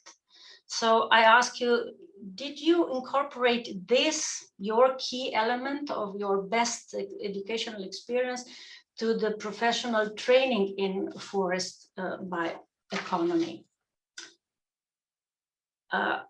The title of my presentation is Experiences in Vocational Education and Lifelong Learning, and I will focus to problem-solving perspective. So I was happy to see in the previous presentation the mentioning of adult competence test, because I will present few results, a short insight into these results for Slovenia later. But first, about the content. I will speak shortly about very basics of lifelong learning and adult education, which build on experience and aim to transform ourselves, our groups, our societies, our profession also, our professional work. And therefore, it is important to recall that we have three types of lifelong learning or adult education. Formal, which is usually top-down or institutional, where goals and content are defined a priori, so to say. And it is a kind of steps in our houses or our institutions which are fixed. And the second type of learning is non-formal. You can see a small ladder here, which is movable. You can move it. You can change the direction of these steps. Miss Nevenka, can I interrupt you shortly? Yes, of course. Yeah, please, can I ask you to stop sharing these two monitors and to put just one that you have a slide you're showing? Yeah, but do you think I know I'm able to? Not really sure. What can I do?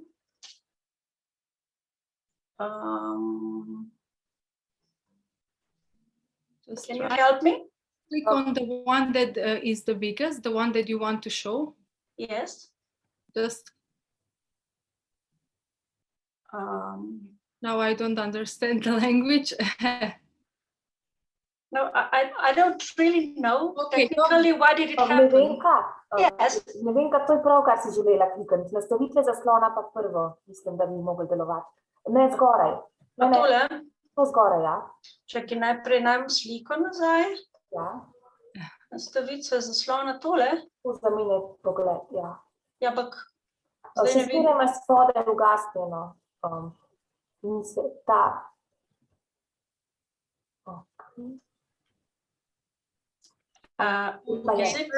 Perfect. Thank you very much. Thank you, and thank you, Daria. And I excuse to all for this interruption. But probably you, probably. Don't worry, it wasn't. Thank you. But probably you had a minute to think about your positive experience, and hopefully you did it all.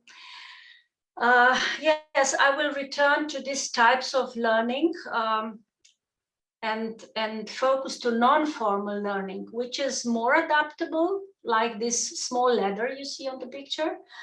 You can move it, you can turn it, but it is still organized, and it still enables learning, climbing, so to say. And the third type of learning, which is informal, here illustrated with the climbing wall. The next thing, as a basic, I would like to underline more types of actors. And we are all one of, or the other type of actor, private actors, state actors. And there are a large variety of intermediaries or combinations of these two, of local providers, of NGOs, and so on. And usually we think about the formal education as, inviting a lot of individuals, as many as possible. But there are also groups who are actors in learning. So you will probably recall visiting one of such groups in Slovenia in our previous common project. And there are also actors which we entitle stakeholders, which usually fight for their interest. But I would like to underline also shareholders who develop their joint goal, the joint path to their goal, to their knowledge, which is usually full of conflicts, but still joint. And this is what I would like to underline, and therefore it is bolded in this presentation. I will speak about the problem solving in technology-rich environment, but only at work. So I will present comparison between two extreme groups, those with best achievements and those with the lowest achievements in Slovenia for the past PIAC research. And my message is the key success is in feedback and cooperation. So now I ask you, do the word on your list, this or the other way, correspond to this message, that the important element of successful educational experience is addressing of your needs and getting good feedback. And the second conclusion I will provide is the dichotomy is too simplified. We cannot speak on the new models, private, public, market, states, classical or ICT based, but there is large variety, richness, which can contribute to the long-term success. I have already mentioned essential elements, needs, and S is intentionally in red because when we have a lot of participants, a large group or a mass, for example, in learning, their needs may be very, very different. So we may fail to address all these variety of needs. And we may also fail in feedback because it is not only one event, but a series of loops, feedback loops. So these two illustrations here, you may probably know, the sandwich, which illustrates feedback, and the Kolb cycle, which is one of illustrations of learning process. Another basic in our educational efforts is that we address needs, safety, power, freedom, and so on. Sense is one of most important. So one of every participant in our educational course, regardless if it is e-course or the other type of course, is that it makes sense for not for the planners, but for the participant. And learning is a response to something, is a change. And usually we avoid changes. We are, you know, a kind of people usually are kind of don't really like changes. And these changes may be intentional or not, or organized or not, while when we move from the process of learning into the process of education, which we plan and provide and implement, we have to admit that it is an organized competence and skill building. It is usually institutionalized activity, and therefore these goals and structures and mediators may fail to address needs or may fail in feedback loops. An input investment of individual is based on many things which dynamically change, or exchange or trade-offs are also important. And these are emotions, motives, and cognition. So all we do, all our efforts should consider emotions, motives, and cognitions of very different people. And what I want to conclude in this first part of presentation is that positive experience is very, very, very important because it supports learning. It does not stop it, but supports use of knowledge, development of knowledge, and we should certainly avoid negative experience. This does not mean that we always have to provide fun. We are educators. We intentionally raise the level of competence and skills, but we have really be careful to negative experience because it limits all our efforts. And now to the example of adult competence test. I will skip out the methodological details and description of our sample. I would just underline that the adults in this sample are between 16 and 65 years old. Only those were chosen who are employed, who work, and that the problem solving here refers to technology-rich environments. The whole methodology is OECD methodology. This research is a global research, so the global comparative results are publicly available already. What I wanted to analyze is if cooperation at work, exchange of information, communication, learning occurs and have any impact on the level of competencies in problem solving in technology-rich environments. So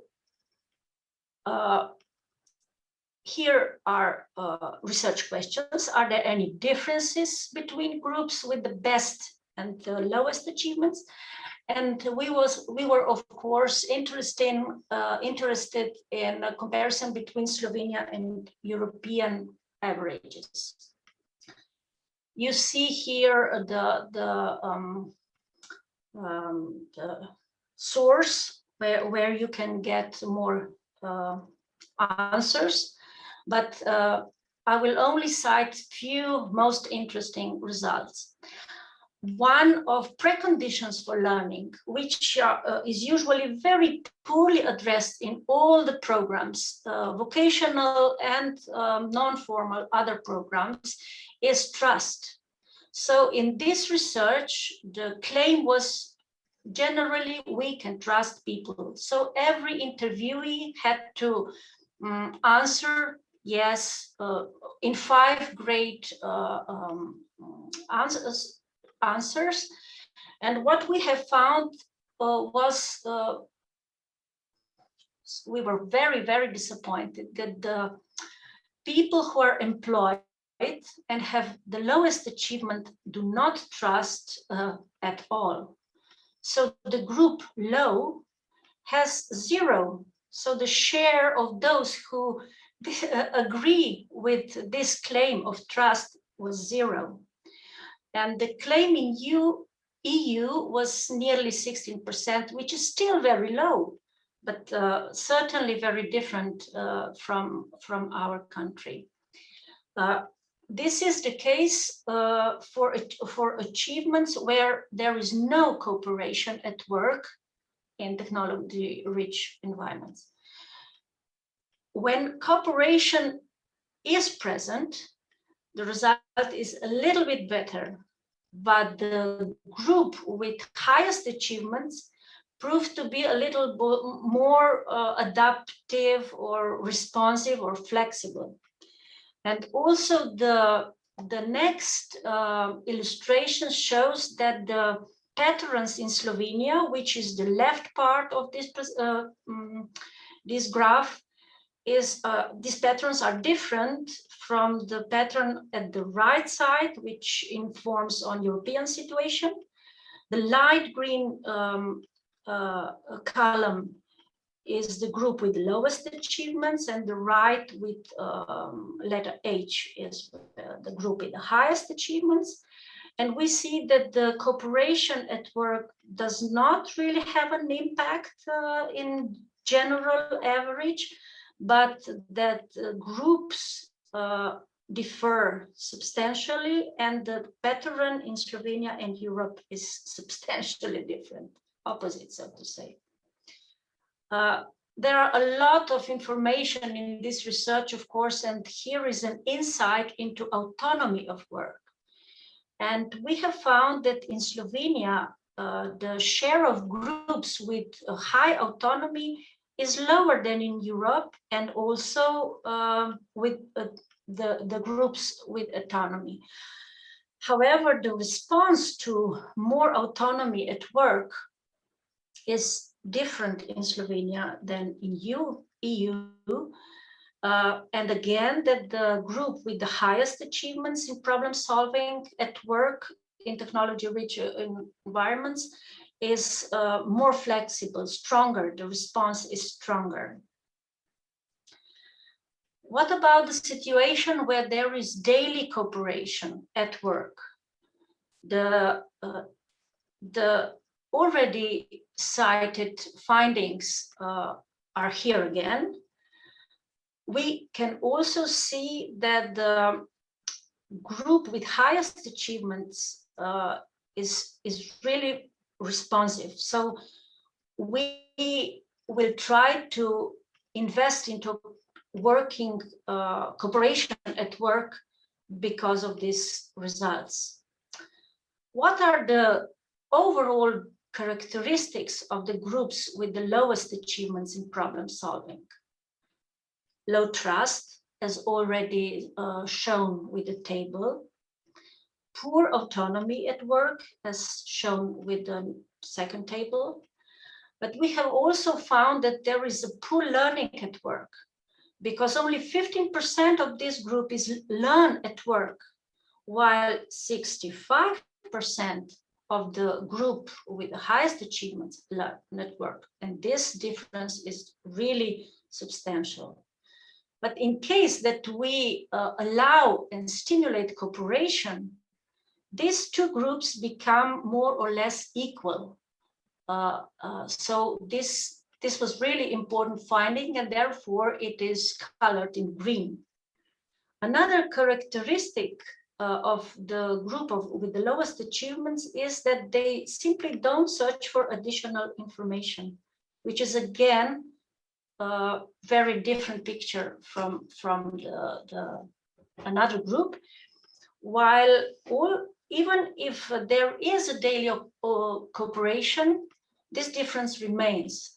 And it informs that the types of work are very, very different. If we sit in the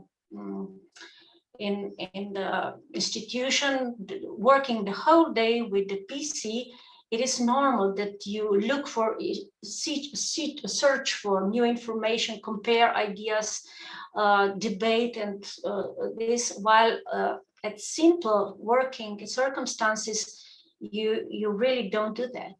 So it is a kind of information about the differences of types of work.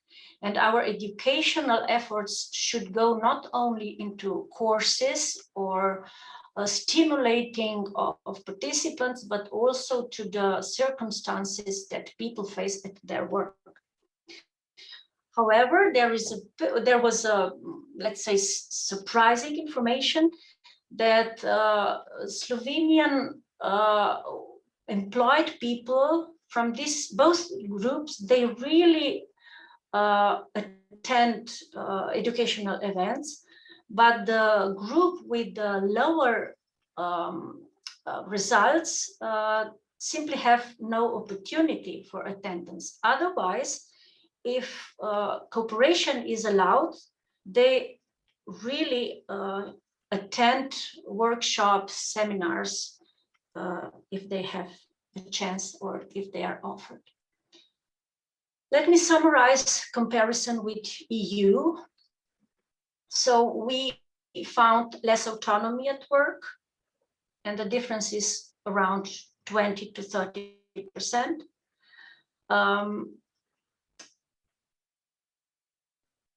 Learning at work or by work is lower in Slovenia for about 10%. Group with lower achievements lags behind, while the daily cooperation equalizes these two groups. And even, you can see it here, again, written in green, the cooperation stimulates people at work in Slovenia more than in Europe, substantially more than in Europe. I have already mentioned that the group with low achievements does not search for new information and really poorly compares ideas with reality, and that it participates at educational events whenever it has a chance.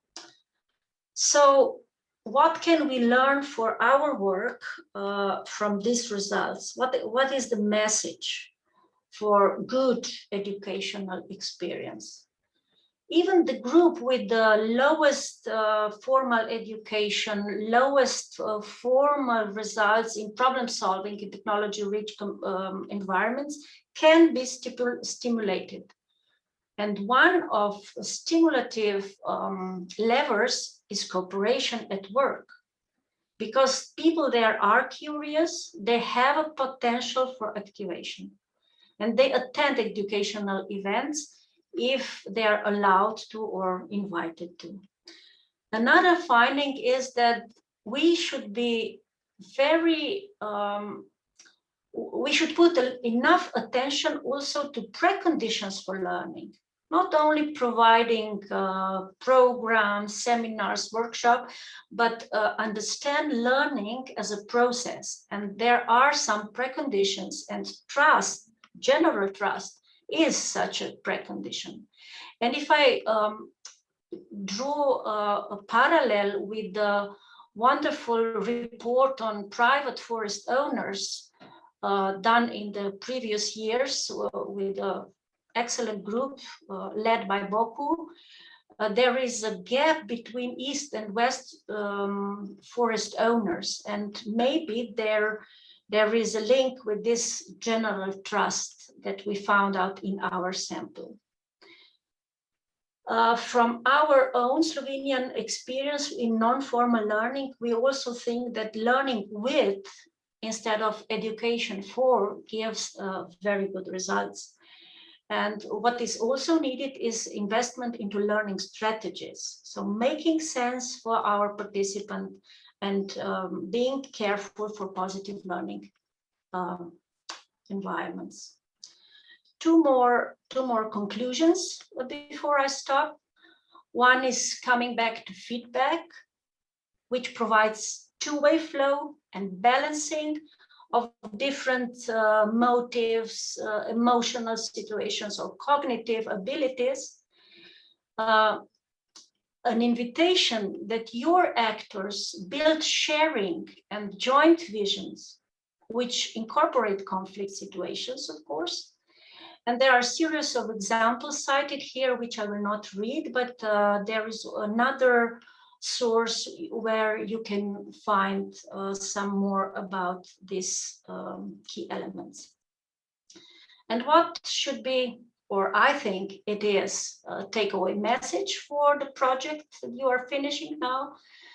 It's an idea of, or the claim of Paulo Freire, that the banking approach to education, which is illustrated as I know, and you should follow and learn and upgrade your current situation, should be substituted with this type of learning, sharing meaning and co-creation of education. So thank you, that's all. No, actually, thank you. There is a lot of things to think about and take into consideration after your presentation. And of course, a lot of useful inputs. Yeah, so I'm asking everyone and invite them to write a question for you if they have some questions in chat, so we can answer it later after 2 more presentations. I already saw that some people discuss in chat, but we will go to back to that later. And now we are ready for our next speaker. This is Mr. Michael Eiper from one of the partner organization. He is an expert in training center of Austrian Research Center with experience in online teaching. I don't see him currently. Is he here with us? Yes, I'm here. You're here, okay. That's good. Can you see my presentation? Yes, just a second. Now we can see it. Now you can see. Okay. Hello to everybody. My name is Michael Eiper. Thank you for your starting words. My name is Michael Eiper from the BFW in Austria. I work here in the training center.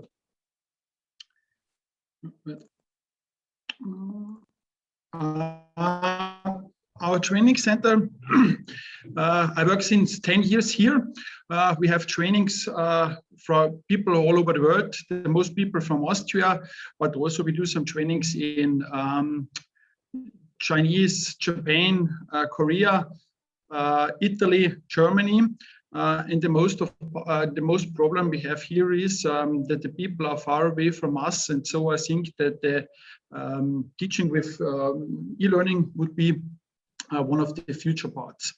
So what we're doing, we train foresters, we train newcomers, we train forest workers, students, and everybody who is interested in the forests. So we're training between 7,000 and 8,000 participants each year. And so we have a look what I think could be the clients for the future for the term bioeconomy. I think forest owner would be an interesting part also for the bioeconomy, because they inherit a forest or they buy some forest. They are good in crops or in their work, and then they want to start with new ideas. They want to start to earn money by the forest, and I think this is a special part what we can, how should I say, what we can teach to do some interesting stuff with the bioeconomy.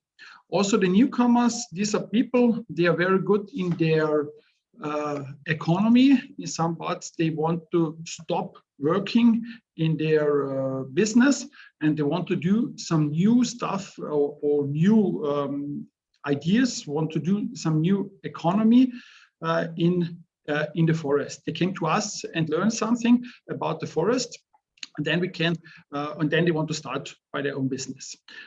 Also, the students, I think they are interested in the bioeconomy. The foresters, I think we are doing a great job, and we do a lot of bioeconomy, but not every time.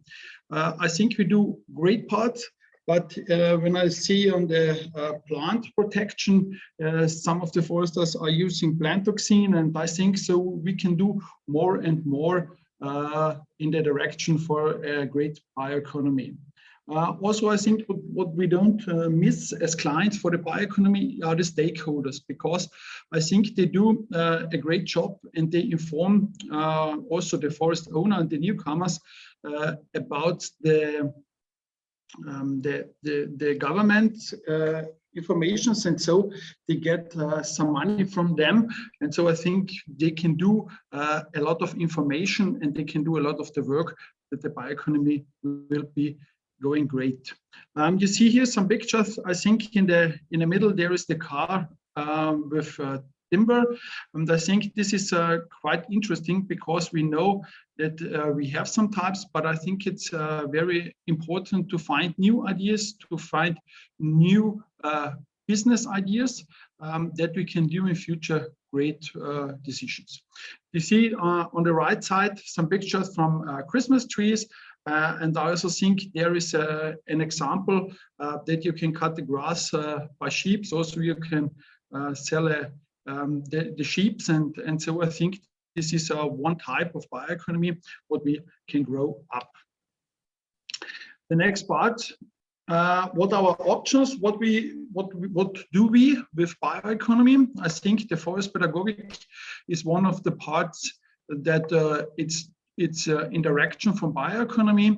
A lot of people do. We have a great network in Austria. It works great, and I think every child can do a forest pedagogic course everywhere, and the kids have not to travel far away.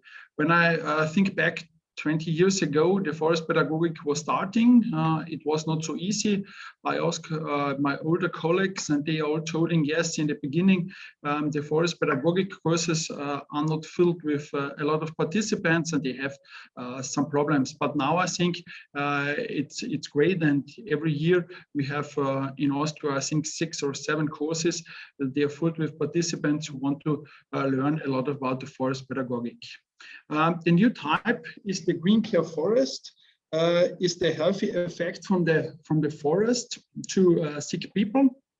And I think here we are in the beginning, what we are at the forest pedagogic 20 years ago. So a lot of people want to do this, but I think it's not going great up. So we have to learn, and we have to do a lot of information, and to bring the green care healthy effect great to all over Austria.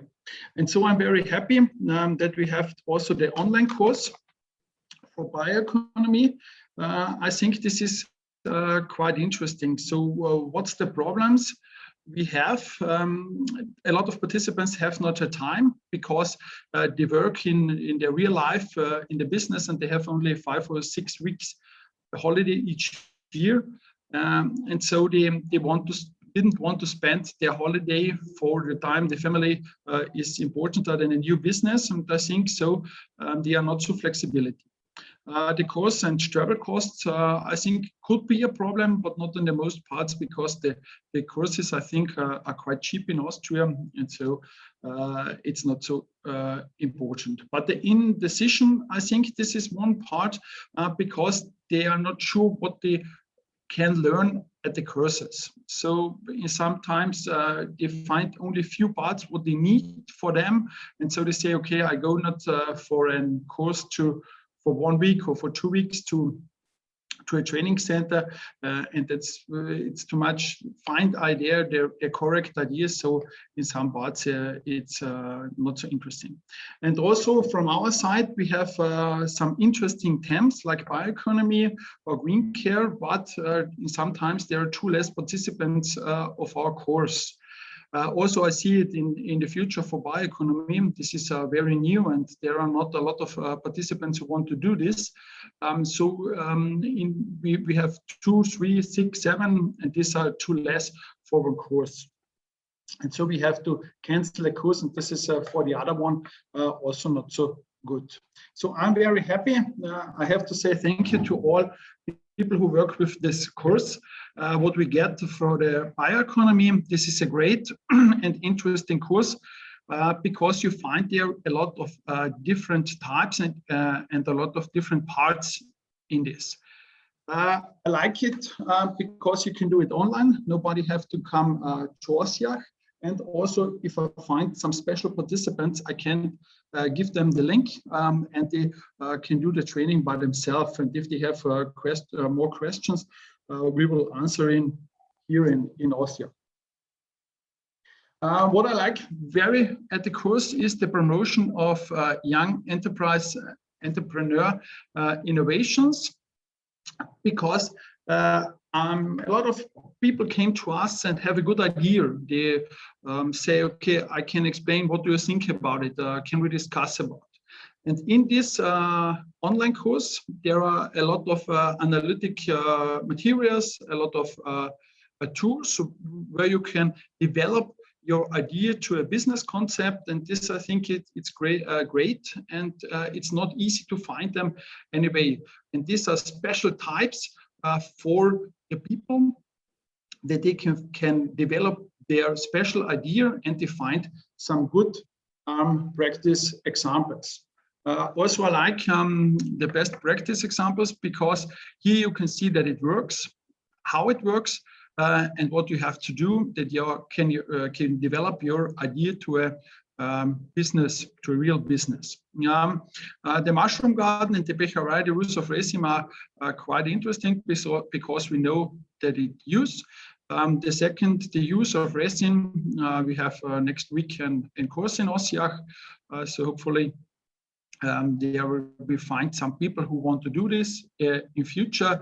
The paper straw, I think everybody of us can use it. It's quite interesting. Belinal, I didn't hear about before this course, but I think it's a great extract. And the House of Magic Grass, I like the name in English because I think in the Croatian language it will not sound like an Hollywood trailer. The Magic Grass sounds for me like a Hollywood trailer. And I think there are few examples, but here you can see they are quite interesting. And these are business. This is not an idea. So this is a correct business, and everybody can find here few things for his personal idea. Bioeconomy motivation, I think we have to change the personal point of view. Also in this course and during working with the e-learning project, I changed my mind because I thought, I'm a forester, I do a lot of bioeconomy and I do only bioeconomy, so what should I learn? But I changed and say, okay, I can do things not perfect, but I can do things better. Like the example with the plant protection, I think this is great. Also, I can use some bio oil in our harvesting machines, and so I think everybody of us is is a point of the bioeconomy, and think so we have to do it better and better. The fundings by the government, I think this is one part. What it works now in Austria, we have a new founding project, and I think you get some money if you have a good idea, and you can produce it to a business idea, then you get a founding.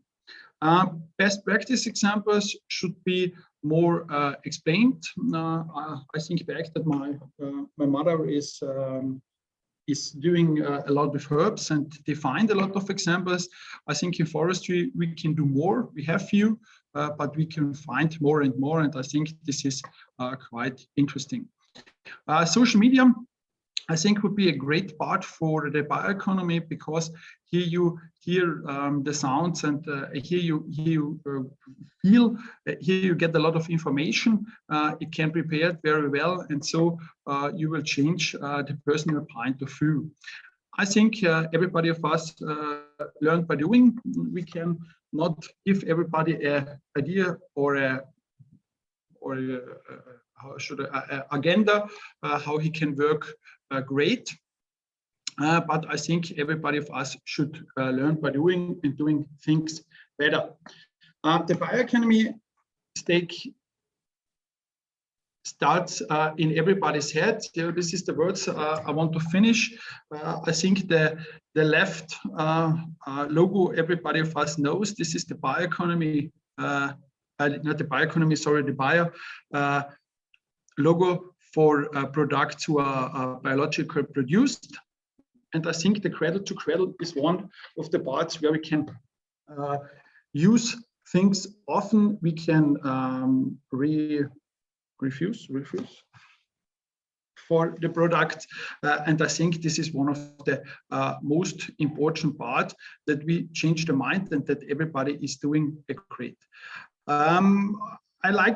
I want to say thanks for all people and all companies who work together for doing this great course, because here we find not only one part, and I'm not a how should I say a man from the ideas and write a lot, so I'm a man from the practical, and I think that in this course we have a lot of practical ideas, and we can find there a lot of information what we can give to people who need them and want to develop a good bioeconomy idea. So I want to thank you and wish all the best. Thank you too. I ask everyone if they want to ask you some questions to put that in chat, so you are open for questions, of course. Yeah, I see that there is already some discussion, so just pre-join, check chat, and okay. So we are ready for our last presenter, our last speaker. Dr. Diana Vuletić already said that this is a really interesting presentation, so I was looking forward for it for the whole day. Our last speaker is Mr. Zoran Jančić. He works in e-learning business since 2002 as the author of the courses, e-learning system administrator, consultant, head of teams and projects, manager with many experience in classroom training also, and developing some internet and intranet applications. I hope I didn't forget something. That's perfectly fine. Thank you for the nice introduction. Okay, let me just share my presentation. Just give me a second. When you are looking for your presentations, I will just kindly ask all presenters to send their presentations. We can put it on the website of the project if they agree with that. So all the presenters, all the speakers, we ask you to send your presentations, so we can put it on the website. Yeah. Okay, can you all see my presentation now? Yes. Yeah. Okay. Hello everyone, my name is Zoran Jančić and I'm coming from largest privately held higher education institution in Croatia called Algebra or Algebra, how we pronounce it in Croatia.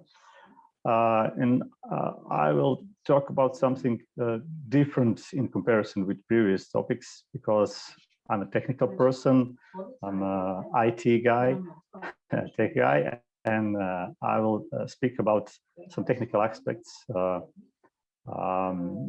the e-learning course. And of course, I will also introduce some other aspects, non-technical aspects of the e-learning course and how we connect it to the technical stuff.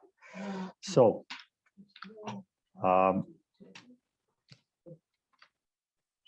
first of all, we had to decide what kind of virtual learning environment we need and how we will use it, and how will the e-learning content or the course be integrated with it. So what we decided is to use a Moodle platform for several reasons. One of the reasons was that it was it had been used in previous projects regarding forest-based bioeconomy, and it proved as a perfectly good tool for that.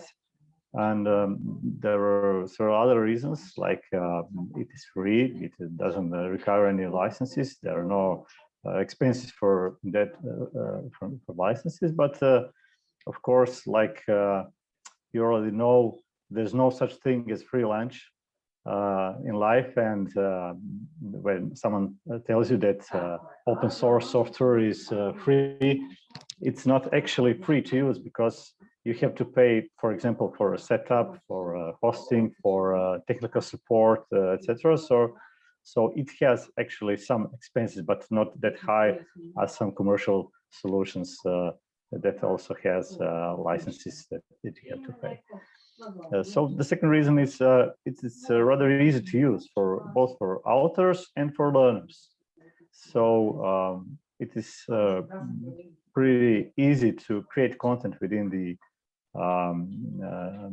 the system, and for learners it's really easy to join in the system, to create user account for themselves, to enroll in the courses and to learn in the end.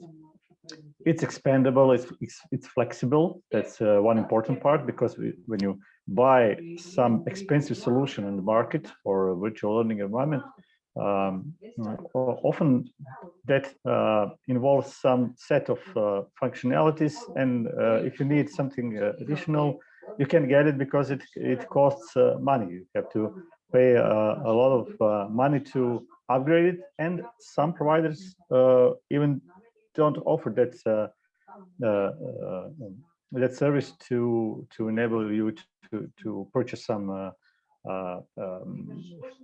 more functionalities that you don't have out of the box.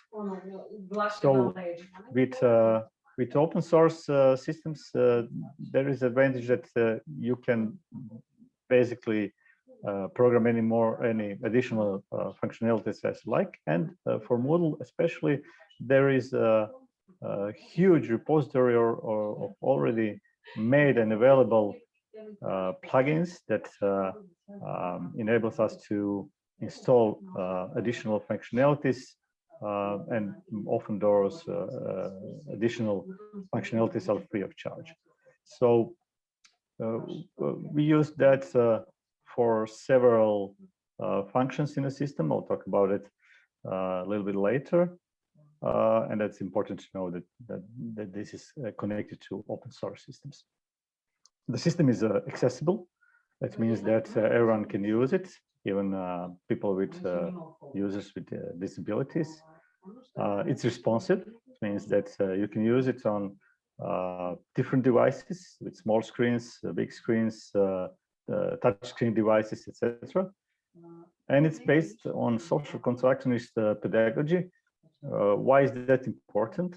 It's important because in some time in the future, we can expand actually the way of using the content. For now, the content and the e-course is aimed to self-paced learning. So the user logs in the system, browses through the lessons, watches the videos, solves some quizzes and interactions, etc., and gets his certificate in the end. But in the future, with just a little bit of modifications in the course, we can use it as blended learning course, as a course where there is a lot of communication between mentors or teachers and students. So it has a lot of potentials to so that it can be used in many different ways in the future. And why is that? Because the Moodle system has all those tools that are needed if you want to expand communication between participants in the education process, and to enable, for example, a reflection of what students have learned, or reflection of teachers of how they teach or how they created the content or something. So those are the important aspects of the system. So a few words about the content. When we planned for the project, and when we had starting meetings in the project, we decided to create the content that is interactive, that is multimedia rich, attractive for the users, and that is also efficient, that you can learn something in an optimum time frame, that is motivating, and that it is within the budget. So although we were rather limited with the budget, e-learning projects can sometimes be very expensive. We found ways to build multimedia rich content that is also interactive, etc., within the budget that we had. So how we did succeed in that? Few words about resources, tools, and technologies that we used. Actually, we created a lot of assets developed within the project. For example, videos with voiceovers and some images, etc. And all those videos have also subtitles in 4 different languages. But that wasn't enough. That wasn't enough. And we wanted to include more. So we made a little research and found that we can use a lot of additional open educational resources. It is something that is common in many e-learning projects. So we took advantage of some of the public domain and Creative Commons licensed content that can be included in our project. So we basically mixed and combined our own content that we produced and some additional content available from the internet and from third parties. So we also used some materials from other projects and partners that gave us licenses to do that. And to cut the costs and to produce a larger amount of the content, we used some technologies that enabled us to be faster in production. For example, we used text-to-speech technologies to create voiceovers rather than recording real speakers, because text-to-speech technologies nowadays are very high quality. So you can produce actually pretty good quality voiceovers that sound like a real speaker, but they're not. And the production process becomes much more easier if you do that with text-to-speech technologies. And that was very important because most of the people that were involved in the content production from different partner institutions never actually created any e-learning before. So it was new for them, and we wanted a simple process. So for videos, we used YouTube for video streaming for several reasons. One is that many people are very used to using YouTube's interface and advantages that it offers. For example, if someone has slow internet connection speed, YouTube automatically cuts down the quality of the video stream, so you actually can watch it in a real time slow internet connection, and if someone has a good internet connection speed, that full quality video is streamed. So that's one of the advantages of the YouTube. We used the content from the sites like Pixabay and Pexels and some other sites, but those are just the examples. So how we created interactive elements? Actually, we used two sets of interactivities. One set is Moodle native activities like quizzes, lessons, assignments, etc. And the other set is our additional activities that we achieved with additional plugins. Those are additional functionalities that I was talking about at the beginning of the presentation. For example, we installed a plugin for H5P interactions. This is the tool that integrates with Moodle and enables us to create highly interactive content within the e-learning course within the Moodle. We installed a plugin for surveys, so we have feedback from our users and can ask them for their opinion about the course. That's very important because e-learning is a cyclic process. When you create the content, it's not actually over.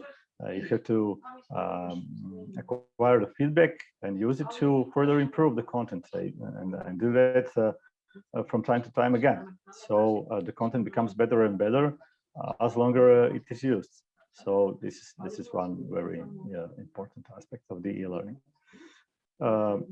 We also used something called certificate module, certificate plugin, that enables us to automatically create PDF certificates for each user that completes all activities in the course and solves the final test.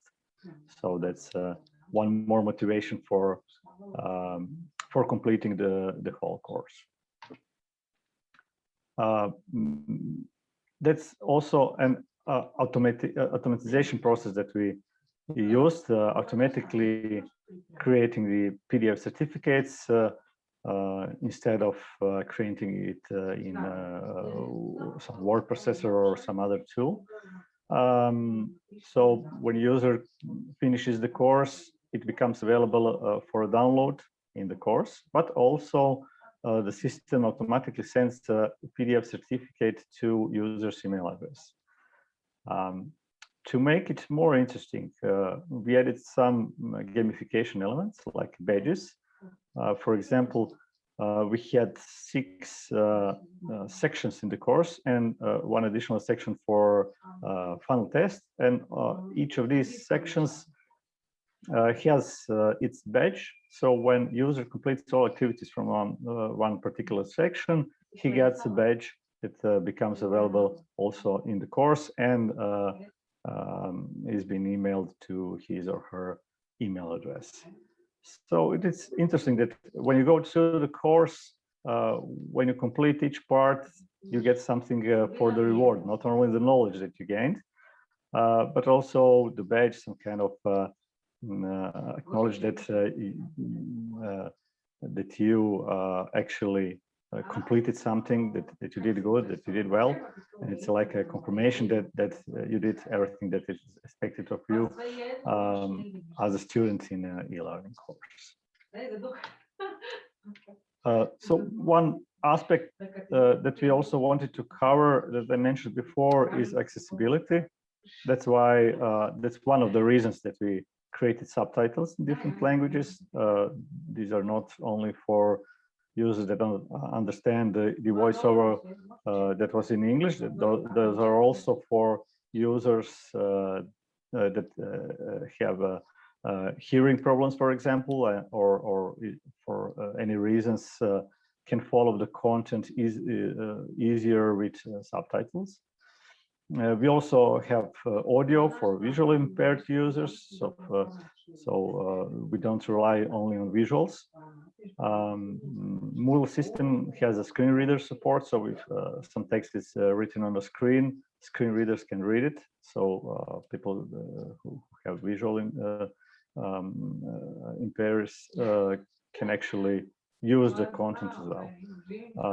There are also other features like full screen mode for interactions and videos. So when you enter some interaction and you want to solve the quiz, for example, or browse through the slides or something, you can click a button and go to full screen and everything becomes bigger. So it's also one of the accessibility features. And you can also use some other features available on your operating system or browser. For example, every browser these days have options to make text size higher or contrast different or something else. So that's it from me for now. I will be glad if you ask some questions in the chat and we can talk about those later. I don't know when it is scheduled. Is it for tomorrow or today? But I'll be glad to answer all your questions that you ask. Thank you very much. It was interesting. I'm looking if some questions are coming out. I will ask Dr. Diana Vuletić to join me now, because I already saw that people are asking questions in chat and other ones are already answered, and there is some kind of discussion. To some of us, maybe hardly.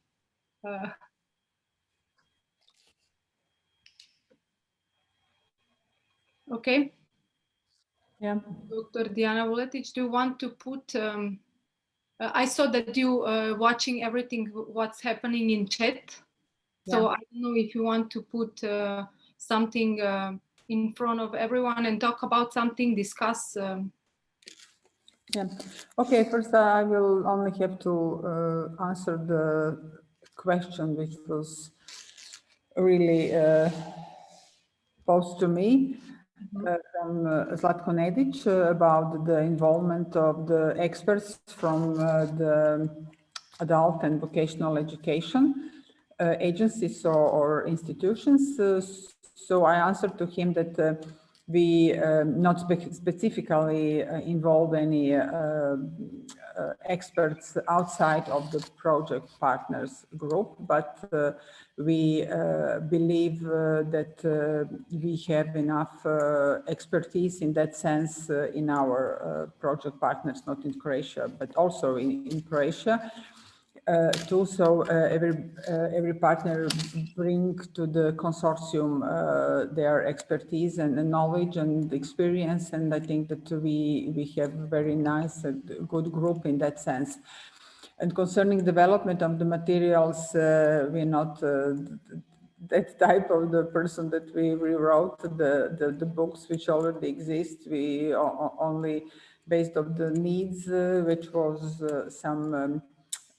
Which I forgot to mention that was the first research among the projects about the needs in that educational program, and also about the best practices in the Europe and in not only in the partner countries but in the whole Europe about this vocational education in the area of bioeconomy, especially forest-based bioeconomy. So we use what was available for us. So it is not the new material, it is material which is adopted to our situations and was approved by the experts in the project consortium. So I think that I already answered in the chat, and Mr. Nedić was happy with the answer, but I think that all of you, it's worth to hear it.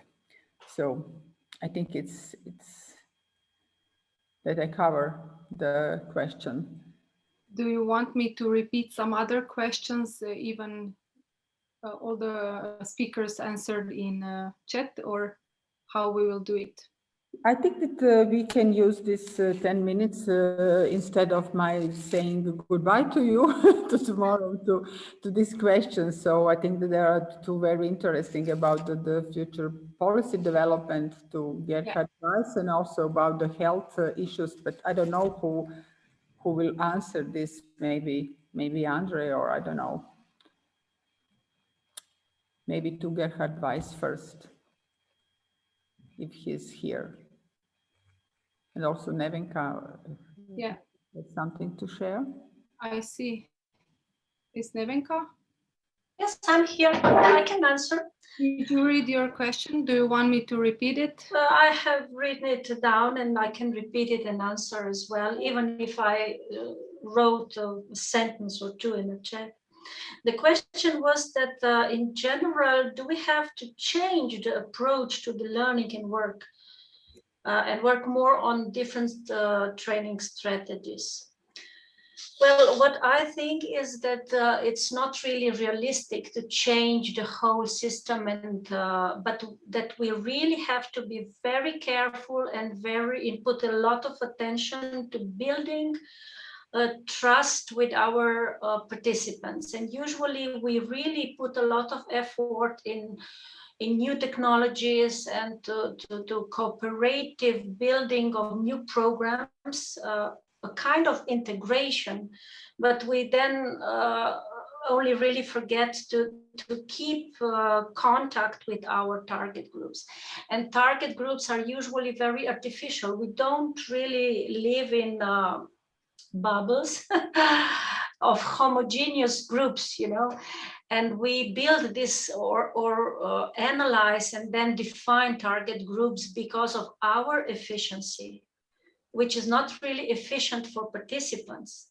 And this is why I repeated the known facts of needs and these feedback loops, because keeping contact with our target groups is, you all know, it's not very easy, because the dynamic of changes, for example, the pandemic situation in the last year, proved to be a big barrier for our potential participants and users.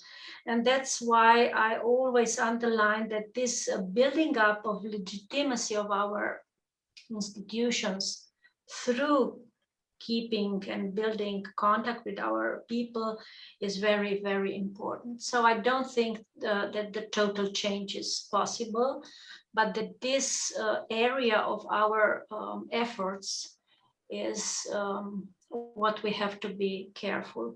Last but not least, you can check it by linking with the word that you probably answered at the very beginning of my presentation. So yeah, I'm open for further questions, of course. Thank you.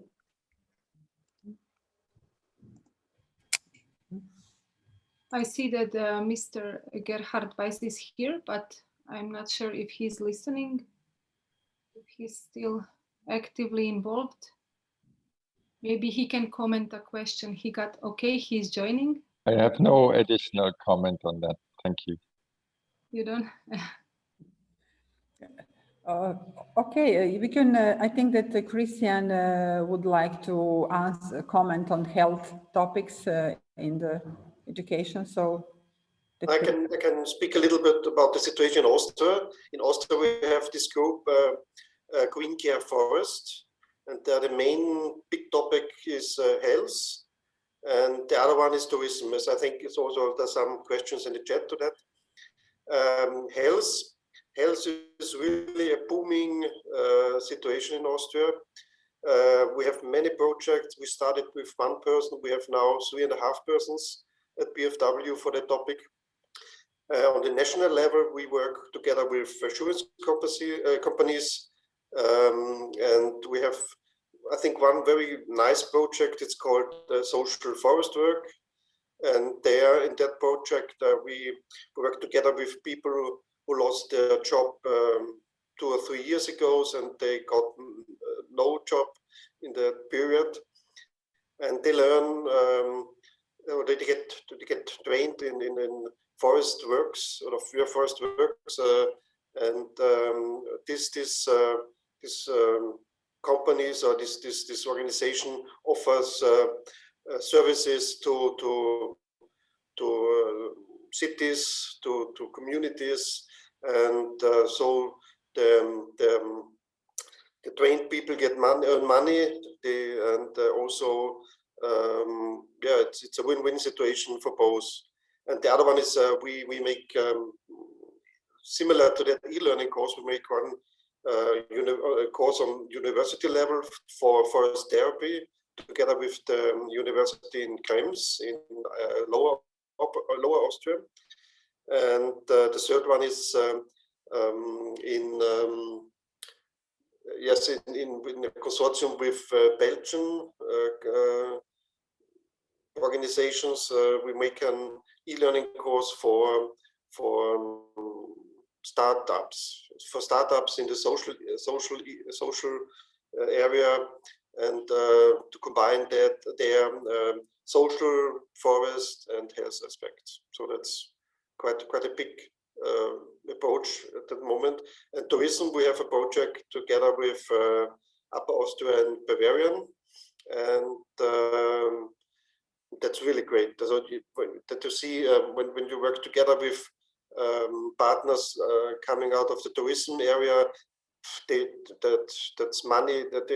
There's much more economy behind that, and there's other dynamic as you work with small companies, and it's really good project.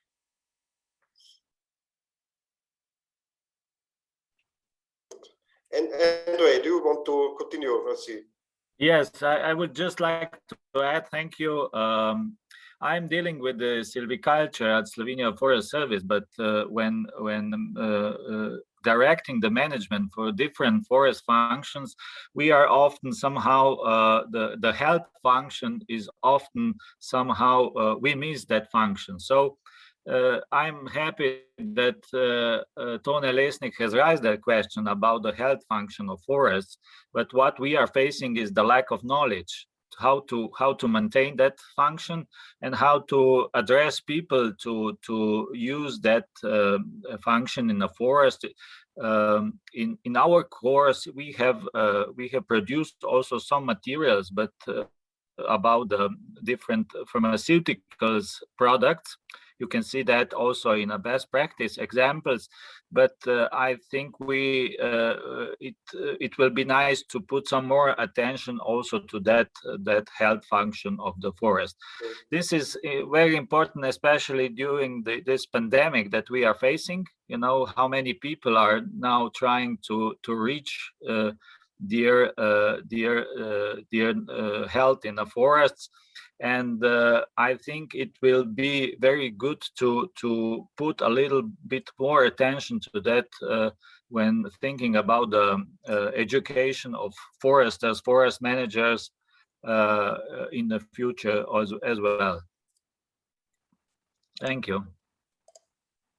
We can answer that at the moment. We had the same discussion in Austria because of that course at university level. Therefore, you need certificated forests.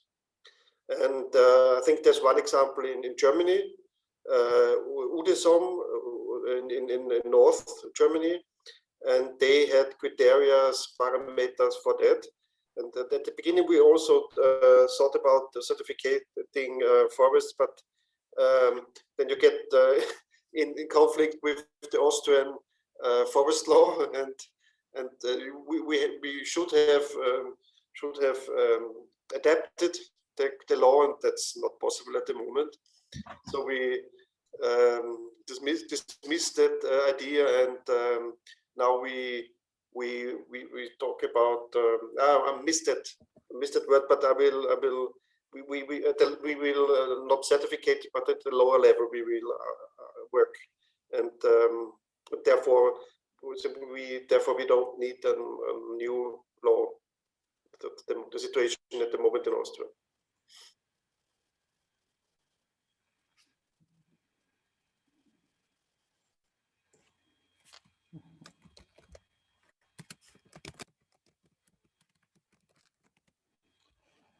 Okay, thank you very much for all this discussion.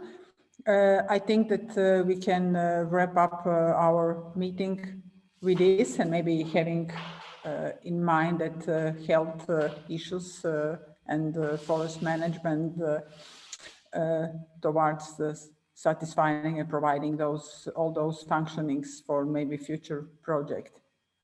So we are actually at the very end of our first day, and we are really nice on time. So thanks goes to all the presenters that will keep track of the time and be very good in that. Also, I would like to thank all the participants that follow us and make the comments and the questions in the chat, and also to our technical support, Tamara Kwas and Tibor Bun, which make this all go very smoothly. And with this, we will finish our first day of the conference, and I wish you all the very nice relaxing afternoon, and I would like to invite you to our second part of the conference tomorrow at 10 o'clock, and the same link which is shared today, so there won't be any problems, any changes in that, so you can be there on time tomorrow. So have a nice afternoon, and thank you again. Bye-bye. See you tomorrow. Bye.